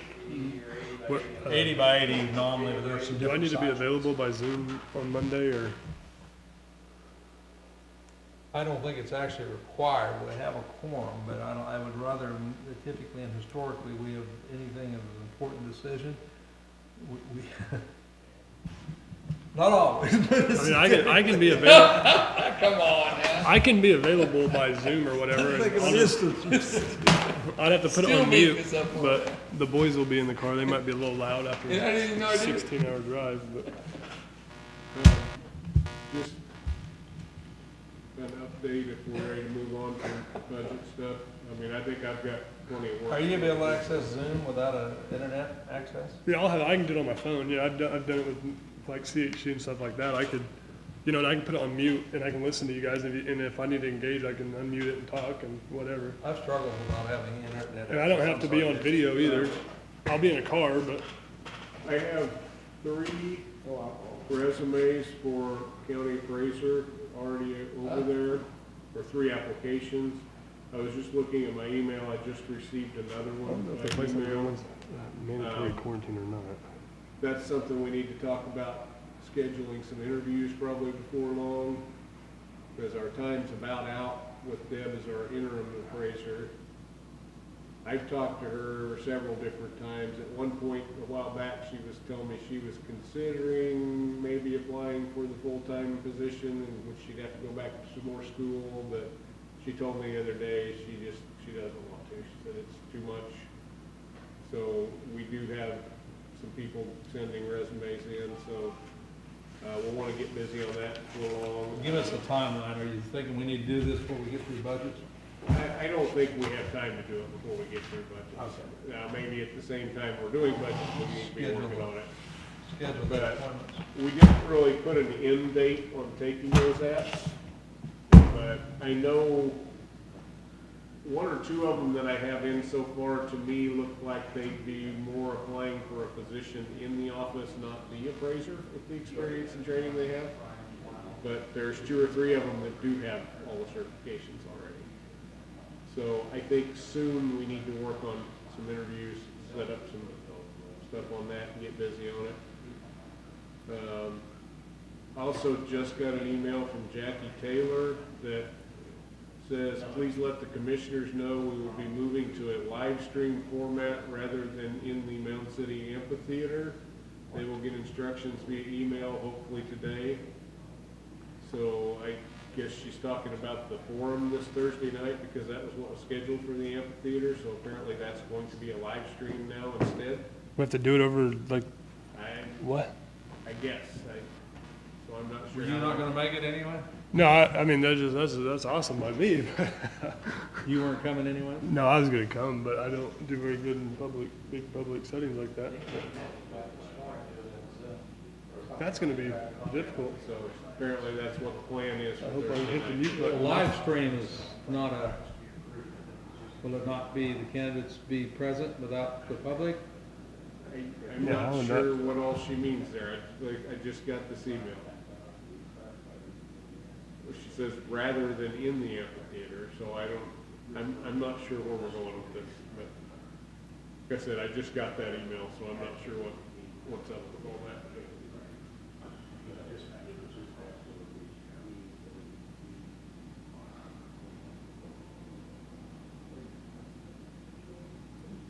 I'm done. Anybody else done? I'm done. That budget stuff, I'm still trying to learn. So I don't know, is there anything else you guys want me to work on this for next week, or we just keep plugging away and come back and talk? Just some more? fix it, Dave. Well, I can fix it, but there'd probably be a whole lot of people who wouldn't like it the way I fix it. I think you're doing great. I'm still. Yeah, do you need any further opinions from us? I think I've got enough to work with, but I do think there's probably There's gonna be some cuts. 2 or 3 department heads we are Yeah. gonna want to come in and talk to you, because I think there's some things to look at in I think their we have budgets to. that you really need to take a close look and get their explanations on. And I will, just to go on record one more time, all of the departments that turn stuff into me with no estimate on the current year, makes it really hard to do any of this. And I mean, I was at the point this weekend looking at it, I was wishing you guys would just tell them, guess what, if you can't give us an estimate on this year, we're gonna cut it down to 80% ourselves and not even ask you. I mean, that's how frustrated I get with it when they don't work with me on this stuff. Because some of them, I don't even have numbers in those columns, there's just blanks. And there's no reason you have to spend your whole budget every year. I just ask people to try to be realistic with their estimates, but it gets nowhere on most of them. And it's not all, some people do it. Is any of the folks besides the elected officials that we could put some pressure on? I mean, Yeah, some. Don't necessarily want to call out names right this second, but without going back and looking and at least verifying I've got the right names. But well, is it all right to support Dave in a letter to send it to everybody and say we really have to have the But remaining basically, balance of this year to I mean, effectively manage this budget the way we're supposed to? But it's basically too late this year, right? No. I think we're about past it We're at this done that. point. I think Yeah. you're at a point you're just gonna have to go with it and look at suggestions. But, you know, every year we talk about We this. do, and it's, We've written we- letters in the past. Yeah, yeah. and it's not helping. Well, we get some response Well, that's when we about it earlier. I like your idea of, if you don't respond, But it's either, I mean, here's a couple of them right here that are examples. This one doesn't have anything other, it's got a 2020 column on it, but that's just the budgeted amount. So I assume that means that person thinks they want to spend their whole budget. Yeah, you're right. This one filled out the form I sent with all the columns, but the numbers in the current year are exactly the same as the budgeted amount, so it's just showing spending it all. I mean, that does me no good. Would you, if you did a lunch workshop or something like that, you think you'd get the people there? Not unless you told them they had to come, and then probably some of the elected would say, you can't tell me I have to do that. Really? I said some, not all. Can I comment on that? Sure. The hard part of that is, it's difficult to know exactly what you are going to spend between now and the end of the year, and a lot of these things in a budget. Is my computer gonna break, am I gonna have to replace it? Right now, everything's going great, so this portion of a budget for office equipment or whatever it might be, I'm probably not gonna spend, but in 3 months before the end of the year, I could have to spend it, and then if I have told him I'm not going to, I'm short next year, it makes it very difficult. Now, like the CERT project we talked about, where I know I'm not gonna spend it, I can tell him I'm not gonna spend it, but some of these other areas, how do I know? Yeah, I didn't need it the first 6 months of the year, but how do I know I'm not gonna need it the second 6 months of the year? So I'm not sure on some areas exactly how we get the information that's needed. I think you answered and asked and answered that question totally. You're right. There's no way that nobody, and that's the biggest part of where we're at. We don't have a big crystal ball. We don't expect anybody to have a small one. But if you see something at this point in time in the budget that's not gonna be, just play fair and say, hey, I don't need it. You did. You come in and said, hey, by the way, it doesn't look like I'm gonna do that. And I think that's the biggest thing we're looking for. I know that I'm not looking for anybody to not spend $1,500 on a computer or last second. And if it did, there's usually enough, I hate to say fluff, but enough variance in those budgets that they can make those work. And I don't think you're looking for $500 things, but I mean, somebody that sees some big ticket items. Well, in the general fund, emergency management's in the general fund, it really doesn't affect me, because if that happened, he's got enough cash in that fund that's gonna cover it, but in the fire fund where it's a sole source fund, road and bridge might be, I'm not sure, health department is, so in these funds where we just have this money and there's no extra cash anywhere, it could hurt us. And I get that, I do understand that point, but when I look at a lot of them, and it's obvious there was not even an attempt, it's just spend the budget. The numbers are exactly the same. I've not been able to pay attention. I don't know what the hell's going on. You have been. I figured that's gonna help balance out the gravel I'm already through the 400 over it. Or explain it that way when you turn it in too, I mean, the ones that are moving money separate. around internally? Yeah. The ones that are a separate fund, if there is cash in that fund, which there has to be to be able to spend it anyway, we can always amend if we have to and go up on expenses too. But Real obvious, I cut it, but if it wasn't, and I didn't know where it was gonna go. That was for that Spark deal, or whatever, or CBGG or whatever that is. this is, I mean, it's just gonna be a frustrating year all the way around with everything that's going on, trying to sort this out. As I pointed out many times, whether your opinions are far right or far left about president, the COVID, the budgets, the judicial center, it doesn't matter. The one thing that everybody can seem to agree on, we're all unhappy. Everybody's unhappy. Right? Yes. I'll agree on that. The whole world is. Anything else? I don't think so. I'll make a motion, we adjourn. Second, move second, all in favor. I said on that side of the table, so I asked Sandy for both sides. This is that guy's exact That's words. good. He says, Makes it a little easier. "Hey, you